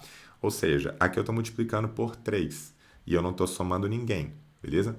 Se eu não somei ninguém, então não tive translação, não tive deslocamento, eu só tive uma expansão. Tá? Nesse caso, como o seno varia de menos 1 até 1, então essa função varia de menos 3 até 3, que é o que está já exemplificado aqui pelo desenho. Se eu juntasse essas duas coisas, né, digamos que eu tivesse aqui, por exemplo, uma função h de x igual a 1 mais 3 seno de x, ou até 2 mais 3 seno de x, que a gente usa um pouco do que a gente viu para o A e do que a gente viu para o B, desenhado bonitinho aqui. Tá? O que acontece com o gráfico dessa função aqui? Tá? Primeiro, seno de x vai ser multiplicado por 3, então eu vou ter uma expansão, vou triplicar cada ponto, então eu vou expandir verticalmente, tá? E depois eu vou somar 2, então eu vou deslocar também 2 unidades. Então, é como se eu pegasse, por exemplo, esta função que está aqui de verde, tá? E aí deixa eu desenhar ela aqui de azul. Então, ó, é como se eu pegasse essa função que está aqui de verde e depois de ter triplicado aquela função seno original, eu ainda deslocasse ela 2 unidades para cima. Então, eu vou pegar aqui, ó, vou usar como referência aqui o ponto 2, tá? Sair do 0 para o 2. E quando eu faço esse deslocamento, aqui não ficou, né, perfeito, não ficou muito bonitinho que eu fiz na pressa, mas qual que seria o valor máximo dessa função? O valor máximo dessa função estaria no 5. Por quê? Porque antes era 3 e eu somei 2, então chegou no 5. E o valor mínimo dessa função, se eu tivesse feito bonitinho aqui, estaria no menos 1. Por quê? Porque aqui no mínimo é menos 1 vezes 3 é menos 3 mais 2 vai dar menos 1, beleza? Então veja aqui, ó, o mínimo dessa função foi igual a 5 não, perdão, a menos 1, e o máximo dessa função foi igual a 5. Mas de onde vem esses valores? Bom, esse menos 1, ele nada mais é do que o meu A, que é o 2, menos o módulo do meu B, que é 3. E 2 menos módulo de 3 é 2 menos 3, que vai dar menos 1, enquanto o máximo ele é 2 mais o módulo do B, que é 3, o que vai dar 5. E por que eu tenho que colocar um módulo? Porque se eu tivesse aqui 2 menos o 3 sendo x, aconteceria a mesma coisa. Tá? A única diferença foi aquilo que eu comentei da fase da função. Ela começaria invertida. Ao invés de começar subindo, ela começaria descendo. Mas isso não mudaria o fato de que eu estaria pegando esta função, ou vamos olhar para essa aqui, né? Como se eu estivesse pegando essa função, só que invertida, porque eu coloquei menos 3, e deslocando 2 unidades para cima. Então, o máximo e o mínimo não mudam, eles continuam sendo menos 1 e 5. Beleza? Então, esse é o impacto do B. De novo, é uma contração ou expansão vertical intuitiva. Beleza?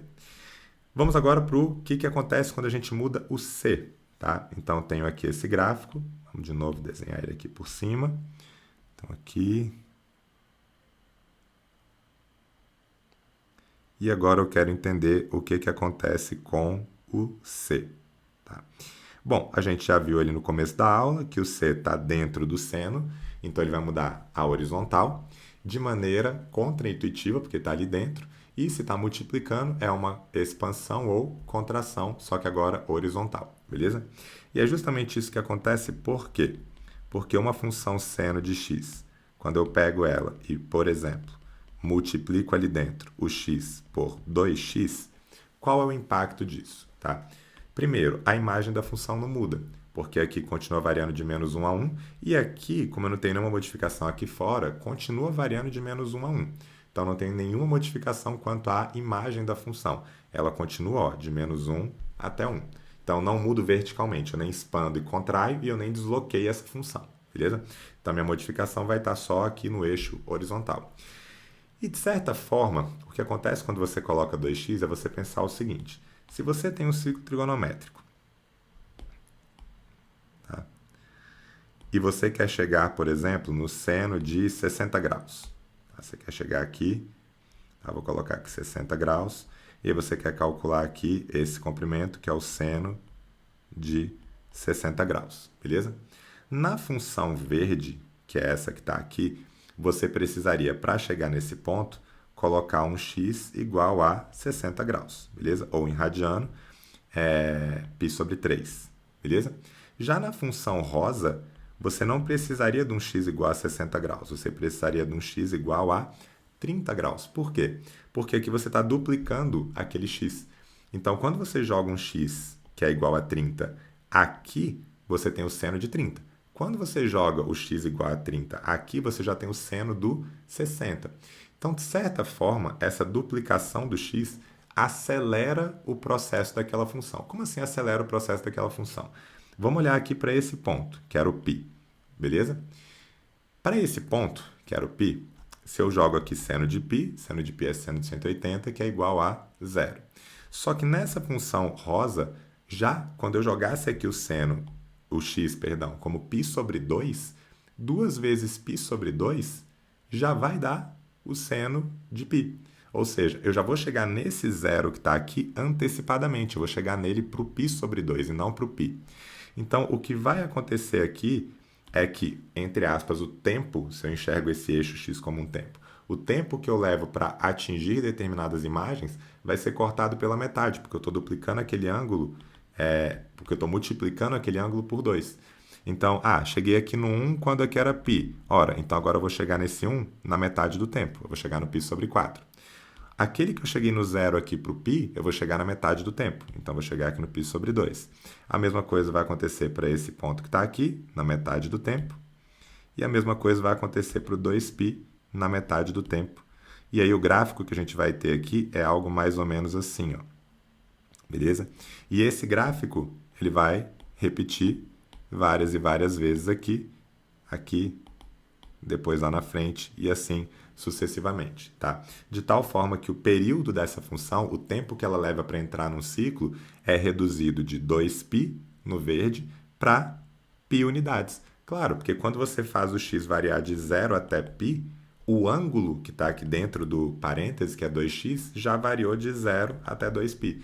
Então você percorre esse ciclo muito mais rápido, porque bastou você variar o x de 0 até π para você já dar uma volta completa aqui. Por isso, graficamente falando, a gente percebe que o período vai ser igual a π. Beleza? E é justamente isso que a gente tem desenhado aqui, já mostro para vocês, vamos só ler ali com calma o início.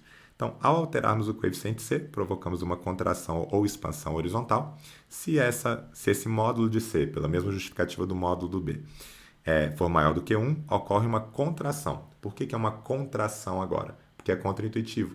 O que a gente esperaria que acontecesse? Que expandisse. Só que como a multiplicação por 2 dentro do seno acelera o processo, então eu contraio aquela função.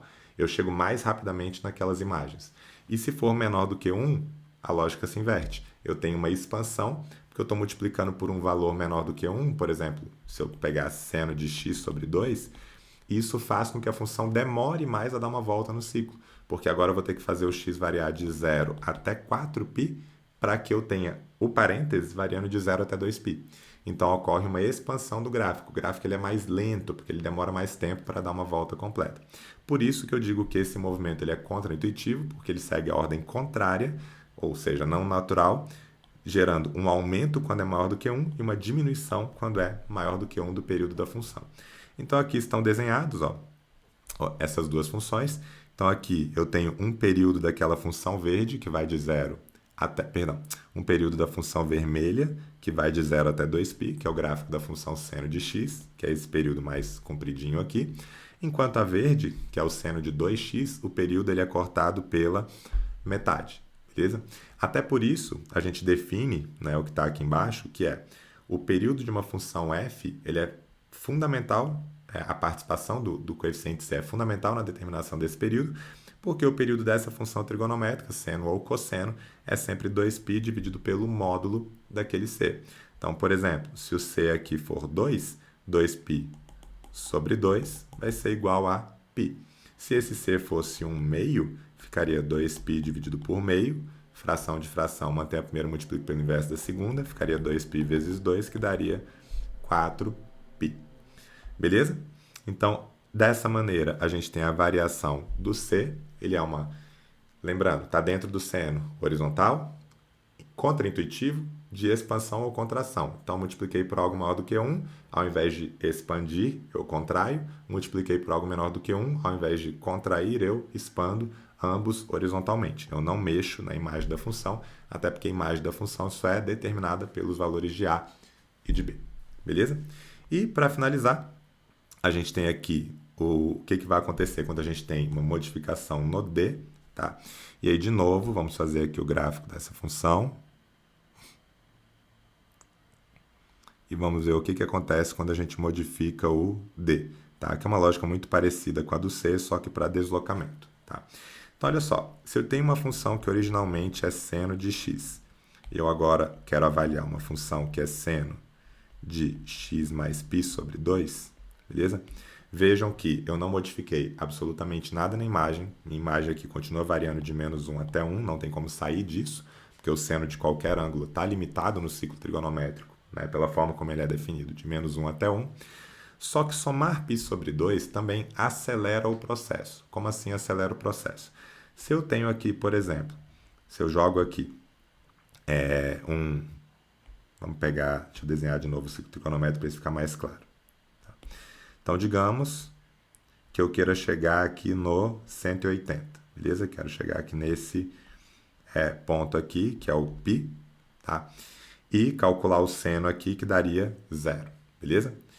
Para o x, na função f, eu teria que jogar o x valendo π, beleza? Para chegar naquele ponto. Já na função rosa, bastaria eu jogar o x igual a π sobre 2. Por quê? Porque quando eu jogar aqui o x valendo π sobre 2, π sobre 2 mais π sobre 2 vai dar 2π sobre 2, que é π. Ou seja, aquela imagem que eu obtive nessa função verde para o π, eu vou obter π sobre 2 unidades antes, beleza? Eu já vou obter para π sobre 2.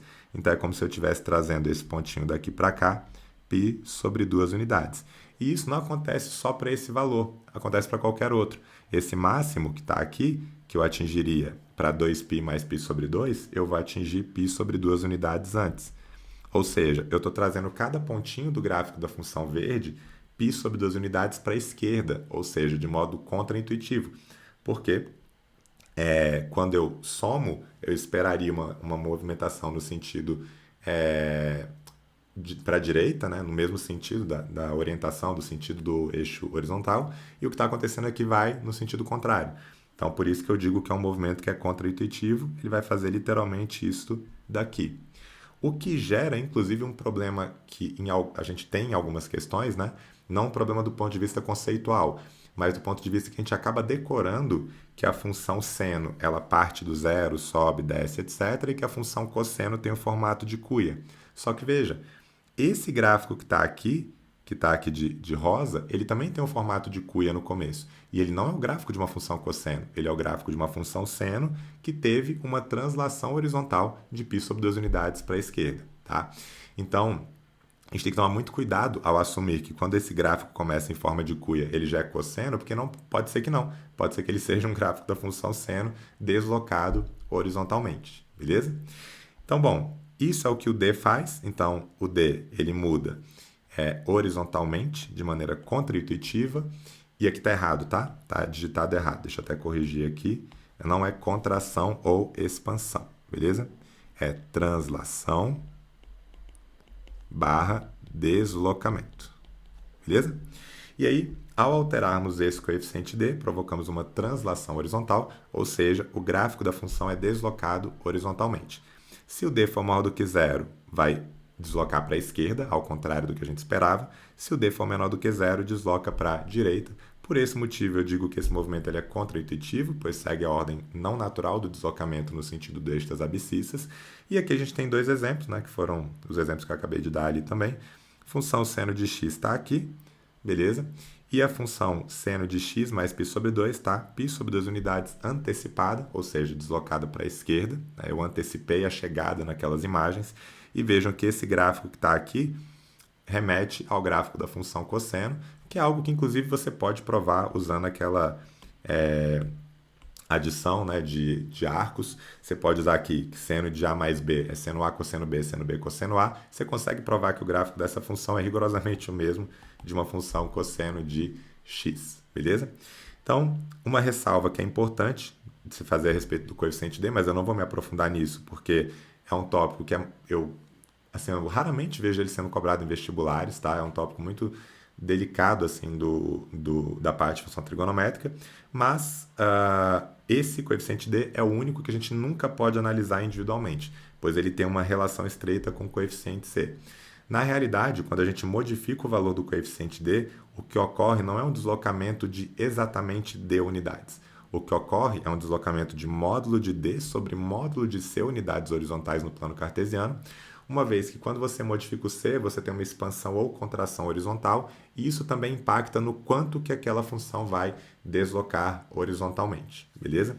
Então, o A, o B e o C a gente consegue analisar separadamente. O D, ele vai depender do C ter modificado ou não, beleza? Então, aqui, ok, ele deslocou π sobre 2 unidades para a esquerda, mas se eu tivesse aqui um 2, por exemplo, no C, se fosse seno de 2x mais π sobre 2, o deslocamento não seria de π sobre 2 unidades para a esquerda, seria de π sobre 2 unidades dividido por 2, o que dá π sobre 4 unidades, beleza? Mas esse é um tópico mais delicado, tá? E, enfim, acho que vocês não precisam se preocupar, pelo menos não para os vestibulares mais convencionais. Tranquilo? Então, bom, galera, é isso. Eu vou deixar vocês. A gente acaba a nossa aula aqui. Espero que vocês tenham gostado. Para mim, quando eu tive essa aula num pré-vestibular, fez muita diferença no meu entendimento mesmo dos gráficos e dos problemas envolvendo função trigonométrica. Então, eu sempre trago a mesma linha de raciocínio nas minhas aulas de função trigonométrica. Eu gosto bastante dessa aula, inclusive. Já tive muita dificuldade com isso quando eu estava no ensino médio. Apesar de gostar de matemática, eu tinha dificuldade com função trigonométrica e essa aula mudou a minha visão naquela época. Então, eu vou deixar vocês agora com duas partezinhas que foram já gravadas anteriormente. Uma delas eu vou mostrar para vocês no GeoGebra essas modificações ocorrendo, tá? Tanto individualmente como em conjunto entre elas. E depois eu vou deixar para vocês a resolução de uma questão que envolve tudo isso que a gente viu, né? Para imagem, ponto de máximo, ponto de mínimo, período da função trigonométrica e tal, para uma questão que, se eu não me engano, é uma questão do Enem 2017. Beleza? Então, primeiro vamos para a parte das modificações no gráfico, na sequência para a resolução da nossa questão. Eu vou desenhar aqui para vocês, vou mostrar só o gráfico da G, que é o gráfico de A mais seno de X. E eu coloquei um botão deslizante aqui, ó, que à medida que eu ligo ali, ó, ele está vindo para valores cada vez mais negativos e o gráfico dessa função está descendo. Agora, quando eu ando aumentando o A, então eu estou diminuindo o valor negativo dele até passar pelo zero, e aí agora eu estou colocando valores positivos, está subindo, tá vendo? Se eu paro isso aqui e coloco no zero, o que eu vou ter é o gráfico de uma função que é, onde é que ela está aqui? 0 mais seno de x, ou seja, é o gráfico de seno de x, que é o gráfico que a gente acabou de desenhar, beleza? Já se eu vou andando com ela aqui, eu vou fazendo aquele deslocamento, beleza? Deixa eu ver se eu tenho uma função aqui que seja só b, aqui, ó. Então, essa é a função seno de x, e à medida que eu vou mexendo com aquele a, eu estou deslocando verticalmente, mas sem mudar as demais características gráficas dessa função, beleza? Bom, deixa eu parar de deslocar o a aqui, voltar ele lá para o zero, que é o ponto de partida, beleza? Agora o nosso b, eu também criei uma função aqui que é b seno de x, e o b, lembrando que como ele está multiplicando, é contração e expansão vertical intuitiva. Então, ó, à medida que eu for diminuindo o b, vou trazer ele logo para cá, à medida que eu for aumentando o b, deixa ele chegar em zero, que vai ficar melhor. Deixa eu começar ele aqui do zero. Pronto. Então, ó, tá aumentando o b, ele está fazendo isso, ó. Expande, expande, expande, até chegar no 5, que é o máximo. Aí ele começa a contrair, contrair, contrair. Quando chegar no 1, vai ser a mesma função inicial.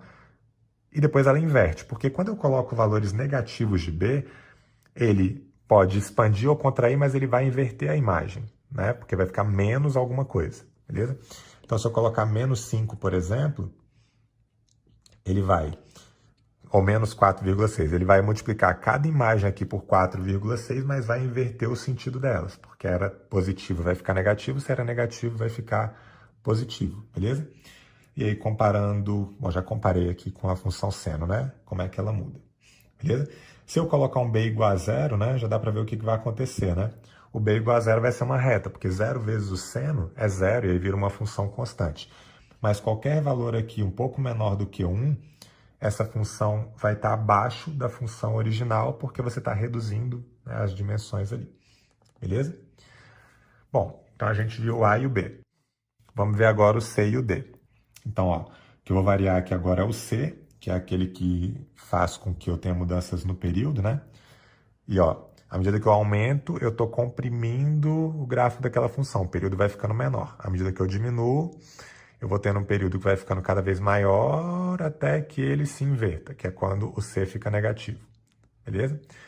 E aí, enfim, se o C for zero, ele está multiplicando o x, então você vai ter uma função constante, vai ser uma reta também. E, enfim, o que a gente vai ver aqui agora é a mesma coisa. Estou aumentando o C, ao invés de aumentar o período, eu estou reduzindo o período. Beleza? Vou parar aqui, vou voltar o C para o seu valor original, que é igual a 1. Opa, aqui. E o que acontece no D é o seguinte, ó. O D é um deslocamento. Opa, eu tenho que desenhar o gráfico, né? Ele não está desenhado aqui. Deixa eu tirar esse daqui do C, vou desenhar o do D. Pronto. Então, o do D é aquele deslocamento horizontal. Vejam que eu não estou mudando o período. Eu só, à medida que eu diminuo o D, eu vou tendo um deslocamento que ele vai sendo aqui para a direita. Tá? Então, estou deslocando o gráfico aqui horizontalmente para a direita, daquela quantidade de unidades. E à medida que eu for aumentando o D, como é contra-intuitivo, o que vai acontecer é um deslocamento para a esquerda. Ok? E aí, para finalizar, eu vou deixar aqui um gráfico da função seno, sem nenhuma alteração. Então, deixa eu construir aqui com vocês. Ó, aqui no GeoGebra eu venho seno de x e pronto, já construí essa função. E agora eu vou deixar elas fazendo uma pequena dança aqui para vocês, tá? Vou desenhar as 4 funções e vou deixar os 4 variando para vocês verem os 4 funcionando simultaneamente. Deixa eu ver qual, tem um que não está funcionando, o D. Pronto. Então, ó, Aquele gráfico preto que está ali é o da seno original. O gráfico em azul é aquele do deslocamento vertical, é quando eu estou mudando o A. O gráfico em vermelho é quando eu estou mudando o B, tá? Que eu estou expandindo ou comprimindo verticalmente. O C é aquele que eu mudo o período, que eu estou fazendo uma compressão ou expansão horizontal. Lembrando que é contra-intuitivo, né? Então, quando eu aumento o C, eu diminuo esse período. E aquele que está ali em roxo é o D, que à medida que eu aumento, ele desloca para a esquerda horizontalmente, à medida que eu diminuo, ele desloca para a direita, ok?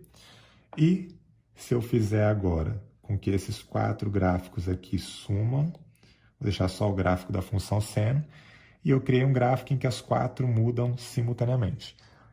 Então, é isso que acontece à medida que eu mudo A, B, C e D simultaneamente. E aí começa a rolar uma dança muito bonita. A gente vai observar essa dança aqui por alguns segundos.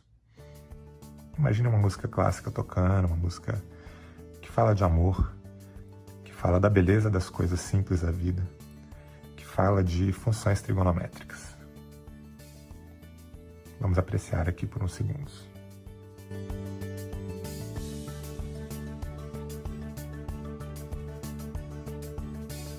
Isso é muito relaxante, muito bonito. Espero que vocês tenham apreciado e vamos voltar para a nossa aula. A função P de t, obtida por este cientista ao analisar o caso específico, foi.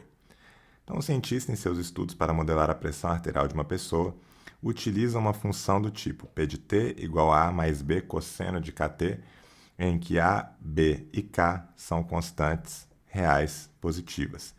E t representa a variável tempo medida em segundos, isso vai ser bem importante. Então, t representa a variável tempo medida em segundo. Bom, considere que um batimento cardíaco, então um batimento cardíaco, representa o intervalo de tempo entre duas sucessivas pressões máximas. Ao analisar um caso específico, o cientista obteve os dados: pressão mínima de 78, pressão máxima de 120 e número de batimentos cardíacos por minuto, 90. Então, a função P de t obtida por este cientista ao analisar o caso específico foi. Bom, pessoal, questões de função trigonométrica, como é o caso dessa, né? A mais B, cosseno ou seno de kt, são questões que, se a gente pensar na lógica, né, do desenvolvimento da trigonometria, né, pelo menos no pódio onde eu trabalho, a gente começa relembrando razões trigonométricas, o que é seno, o que é cosseno e tal. Depois a gente passa por uma expansão desse conceito de seno e cosseno para o ciclo trigonométrico. Então a gente define que no ciclo trigonométrico, se você pega um ponto aqui numa circunferência de raio unitário, então a abscissa desse ponto é o cosseno, a ordenada desse ponto é o seno. Aí você limita que o seno e o cosseno estão entre menos 1 e 1, aí você passa a estudar reduções ao primeiro quadrante, quando você joga um ângulo que está no segundo, no terceiro ou no quarto quadrante para o seu correspondente no primeiro, aí você analisa os sinais, aí você estuda um monte de fórmula, um monte de expressão, equações trigonométricas, enfim, é um mundo de coisa lá em trigonometria que culmina, que termina em expressões desse tipo, em funções trigonométricas, tá? Só que nos vestibulares, tá? Especialmente no Enem, e, enfim, em alguns outros vestibulares convencionais, o principal que é cobrado de todo esse ramo, tá, da trigonometria e tal, é esse fim, é funções trigonométricas.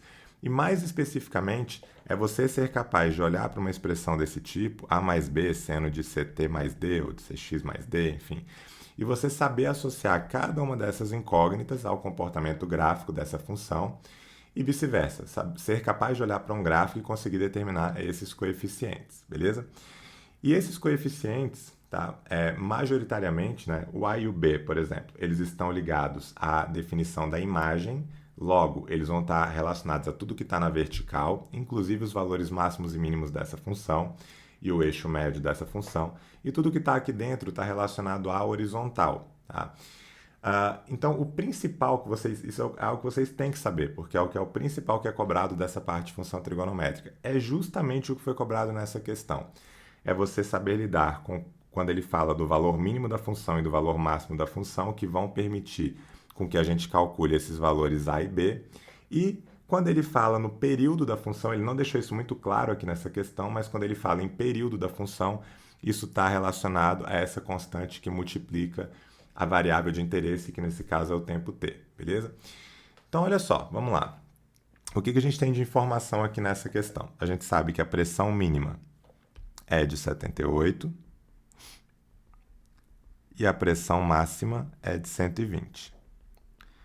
Bom, se a nossa função é algo da forma P de t igual a A mais B cosseno de kt, então esse A que está aqui é o que a gente costuma chamar de eixo médio ou valor médio dessa função, beleza?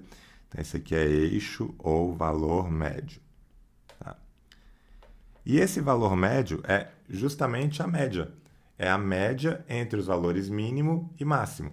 Então, esse A que está aqui, a gente consegue calcular como sendo a pressão mínima mais a pressão máxima dividido por 2, que vai ser igual a 78 mais 120 sobre 2, o que vai dar 198 sobre 2, o que dá 99, beleza?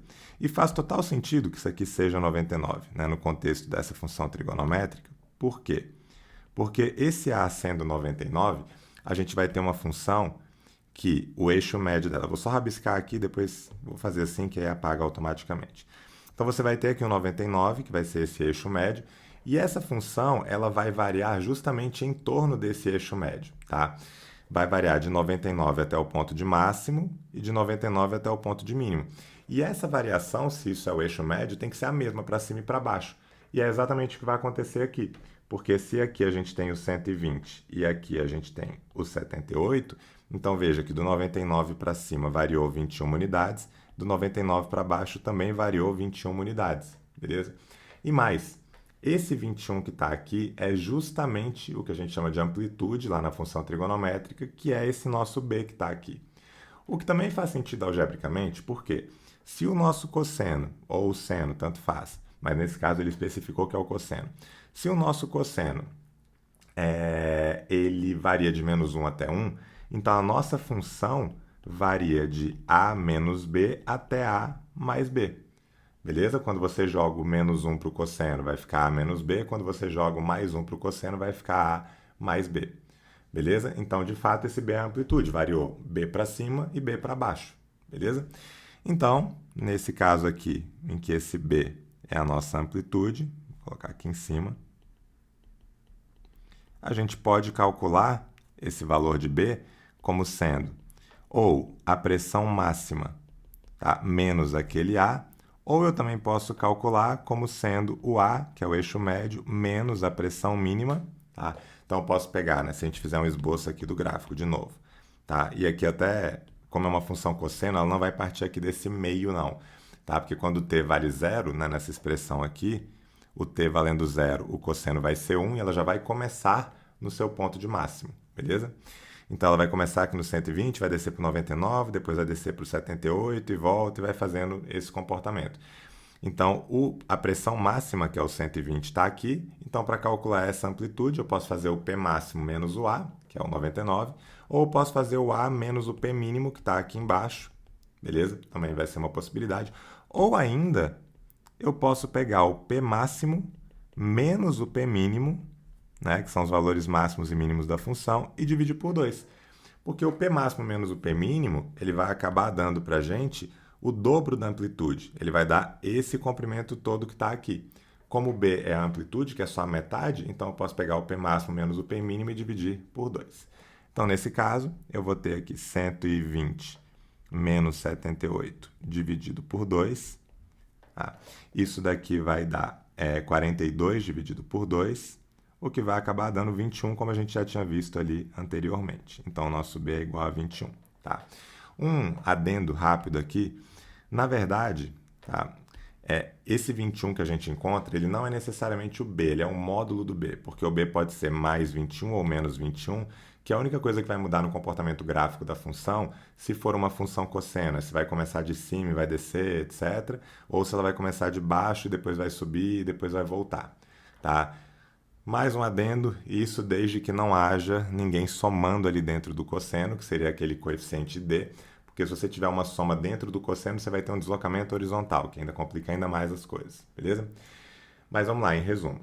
O nosso A que está aqui é o eixo médio, então posso pegar o P máximo mais o P mínimo sobre 2. Esse B que está aqui é a amplitude, basta eu fazer o P máximo menos o P mínimo sobre 2, tá? Só que isso aqui vai ser em módulo, mas como ele disse nessa questão que A, B e K são constantes reais positivas, então ótimo, já vai ter que ser positivo mesmo, tá? E por enquanto, a gente tem uma função que está assim, ó. O P de T é igual ao A, que é 99, mais o B, que é 21, cosseno, e ainda falta a gente descobrir o K, beleza? Então, a gente aqui, inicialmente, a gente tinha 3 incógnitas, o A, o B e o K, beleza? A gente já descobriu o valor do A, que é 99, e o valor do B, que é 21. Beleza? Falta ainda descobrir o valor do K. E o valor do K está associado ao período. Então, como isso daqui está associado ao período, tá? Ele não é exatamente o período. Por isso eu vou escrever aqui que ele está associado ao período. Beleza? De que forma ele está associado ao período? Bom, o período dessa função trigonométrica é igual a 2π sobre aquele K. Na verdade, deveria ser módulo de K, mas como o K é positivo, então basta eu colocar o K. Então, agora a grande questão é, qual é o período dessa função? E, bom, o que é um período de uma função trigonométrica? O período de uma função trigonométrica, tá? Vou usar como referência aqui a função cosseno, é o intervalo de tempo que leva, entre aspas, para que você tenha uma repetição no comportamento padrão daquela função. Então, poderia ser, por exemplo, deixa eu até desenhar uma função seno, que fica mais fácil aqui de analisar, de explicar para vocês, e tanto faz se é uma função seno ou cosseno. Então, na função seno, tá? Isso aqui seria um período, é o tempo que leva para sair do ponto médio, chegar no máximo, depois voltou para o ponto médio, depois foi para o mínimo, depois voltou para o médio. A partir daqui eu começo a repetir ciclos. Esse é o período, tá? Mas esse período também poderia ser dado entre dois valores máximos dessa função, ou até mesmo entre dois mínimos dessa função, tá? Entre dois picos ou entre dois vales ali daquela função, beleza? Estava fugindo aqui da tela para vocês, não apareceu. Então, era isso aqui que eu queria dizer. Ó. Pode ser esse comprimento entre dois picos ou esse comprimento entre dois vales, beleza? Então, quando ele falou aqui para a gente, tá, que um batimento cardíaco representa o intervalo de tempo entre duas sucessivas pressões máximas, o que ele está querendo dizer com essa informação, vou até destacar isso aqui, ó, que ele está querendo dizer com um batimento cardíaco representa o intervalo de tempo entre duas sucessivas pressões máximas, traduzindo isso aqui, o que ele quer dizer é que um batimento é igual ao período dessa função. Beleza? Então, o que a gente tem que calcular aqui agora é o tempo que leva para que você tenha um batimento. E ele fala aqui nessa tabela que o número de batimentos cardíacos por minuto é de 90. Então, veja, se eu tenho 90 batimentos. Tá? Deixa eu deixar isso aqui de verde, né? Que é essa parte relativa ao batimento. Então, se eu tenho 90 batimentos em 1 minuto, tá? Então eu tenho um batimento, né? Veja que daqui para cá eu vou ter que dividir por 90. Então eu vou ter um batimento em 1/90 de minuto. Beleza? Então, esse meu período é justamente esse 1/90 de minuto. Só que veja que a nossa função, por isso que eu falei lá no início que isso ia ser muito importante, essa nossa função ela está em segundos. Ou seja, esse nosso batimento, que é o nosso período, também tem que estar em segundos. Então, 1/90 de minuto corresponde a 1/90 de 60 segundos. E aí, se eu simplifico aqui por 30 em cima e embaixo, isso aqui vai dar 2, isso aqui vai dar 3. Ou seja, isso aqui acaba dando 2/3 de segundo. Esse é o nosso período, porque é o intervalo de tempo que leva em segundo, que é a unidade de medida da nossa função, para que eu tenha um batimento, e esse batimento corresponde ao intervalo de tempo entre duas sucessivas pressões máximas. Logo, ele é o nosso período.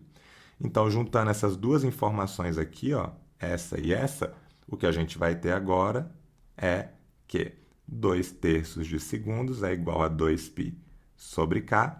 E aí eu vou cancelar esse 2 com esse 2, passo o k multiplicando e passo 3 multiplicando e eu chego finalmente que esse k ele é igual a 3π, e aí eu descubro essa última incógnita que faltava, que é o k igual a 3π, e por fim a nossa função, né, que eu já sabia que era dessa forma, mas isso ainda não era suficiente para responder o problema, porque 99 mais 21 cosseno eu tinha aqui, tinha aqui, tinha aqui na letra D. Tá? Então agora sim eu sei que o P de t é igual a 99 mais 21 cosseno de 3πt. Beleza? Então a nossa alternativa correta aqui era a letra A. P de t igual a 99 mais 21 cosseno de 3πt. Beleza? Então uma questão que apesar de ser bem complicada, né, porque é função trigonométrica, essa parte é um pouco não, é bastante, né, bem conteudista, tá? Mas apesar disso, é o que normalmente é cobrado de vocês em função trigonométrica, que é justamente esse entendimento de como que essas incógnitas, né, se relacionam, como que essas constantes se relacionam justamente com o máximo, mínimo e o período da função. São as três principais coisas que vocês têm que saber, máximo, mínimo e período. E como que isso se relaciona com essas duas variáveis que estão aqui do lado de fora, essas duas incógnitas, perdão, e com essa incógnita k que multiplica aquela sua variável de interesse. Beleza? Mas é uma questão muito boa e que quase todo ano tem uma questão parecida com essa, né? Seja dando dados em tabela, seja te dando um gráfico, né, mesmo da função trigonométrica e pedindo para você descrever qual é a expressão dela, enfim. Uma questão que é importante que vocês entendam, que ela costuma estar presente, mas ela é uma questão que normalmente é difícil. Então, se você está ainda no patamar de 25, 30 acertos e tal, é uma questão que você pode errar tranquilamente na prova. Já para quem almeja passar dos 40 acertos, é o tipo de questão que seria interessante que você acertasse, beleza? Bom, pessoal, é isso, tá? Espero que vocês tenham curtido essa nossa aula de hoje de funções trigonométricas. Espero que ela tenha sido útil, né, para vocês, que seja útil lá na hora da prova, tá? Se vocês puderem deixar um comentário, né, uma curtida, qualquer coisa, ajuda a gente, né, e ajuda os outros alunos a verem que esse conteúdo era um conteúdo relevante, né, lá para a prova do Enem e para a preparação também para os demais vestibulares, se for o caso. E vou aproveitar só para fazer alguns avisos finais aqui, tá? Todos os materiais de aula, links, lembretes e tal, estão sendo enviados pelos grupos do WhatsApp. Então, se você ainda não entrou, entre nos grupos, você encontra esses grupos de diversas formas. Deve ter aqui na descrição desse vídeo, tem no link da bio do meu Instagram, que é @professorfredão. Você pode me mandar uma mensagem direta, caso você não encontre lá na bio, escrito 900+, e aí você vai ter acesso a esses grupos, tá? Todas as aulas que já foram divulgadas até então, a gente começou há 2 semanas divulgando um aulão de probabilidade com quase 5 horas de aula. Todas as resoluções do Enem 2023, da mais fácil para mais difícil. Na segunda-feira, a gente trabalhou pela manhã com logaritmo. No período da noite, a gente trabalhou com as questões modelo do Enem, numa aula chamada Pode Copiar, Só Não Pode Fazer Igual. Na terça-feira, a gente trabalhou com matemática financeira, no período da manhã. No período da noite, a gente trabalhou com os distratores, né, que foi ontem. E agora, a gente está trabalhando com essa aula de funções trigonométricas. Todas essas aulas ficam gravadas aqui no nosso YouTube. As aulas teóricas, elas vão ser retiradas na semana que vem, tá? Mas vão ficar gravadas pelo menos até a semana que vem. E hoje à noite fica o convite para vocês participarem da aula de cálculo mental aplicado ao Enem. Essa é uma aula que não fica gravada, porque ela contém algumas ideias do curso de cálculo mental da plataforma, então não acho justo com os alunos que adquiriram o curso deixar essa aula gravada, tá? Então, estejam presentes ao vivo, tenho certeza que vocês vão gostar bastante, tá? Do conteúdo dessa aula, tá? E amanhã a gente vai ter pela manhã uma aula de geometria analítica ao vivo, no período da noite uma aula sobre alguns segredos da TRI, que é uma aula fundamental especialmente para quem está objetivando o 900+. Na sexta-feira pela manhã, uma aula de funções quadráticas, uma aula um pouco mais tranquila. E no sábado a gente encerra esse nosso evento dos Rumo aos 900+, com uma resolução do Enem PPL 2023 ao vivo. É uma maneira de vocês verem na prática como que eu penso na hora da prova do Enem. Beleza? Então fica o convite tanto para vocês assistirem aquelas aulas que ainda não tenham assistido e que estão gravadas aqui, como que participem dos próximos eventos. E caso, espero que não seja necessário, Mas também é importante avisar, caso vocês se interessem por algum curso do Mente Matemática para 2025, pode ser que alguns já estejam assistindo isso, planejando o próximo ano. Então saibam que a gente vai abrir as vendas no dia 14 de novembro, quinta-feira que vem, com as condições melhores do ano, aproveitando a Black Friday. A gente sempre trabalha dessa maneira no Mente Matemática, a gente tem um valor que ele é fixo durante o ano para todos os cursos, a gente não muda durante o ano, e a gente tem descontos que vão reduzindo ao longo do ano. Então, a grande vantagem de adquirir agora, caso você já tenha certeza que você vai precisar se preparar para 2025, é que você vai pagar mais barato e vai ter mais tempo para utilizar, uma vez que adquirindo agora ou em maio do ano que vem, por exemplo, a gente sempre trabalha por ciclos. Então, você vai ter o acesso até o dia 31/12 de 2025, beleza? Não vou ficar falando muito disso, nem por aqui, nem no meu Instagram, tá? A respeito dos cursos. Meu foco agora é totalmente no Enem 2024, mas é importante que vocês saibam disso, tá? Para caso já queiram começar a se programar, beleza? E a partir da semana que vem divulgo isso mais intensamente lá no Instagram. É isso, galera. Valeu. Espero encontrá-los hoje no período da noite com a aula de cálculo mental aplicada ao Enem.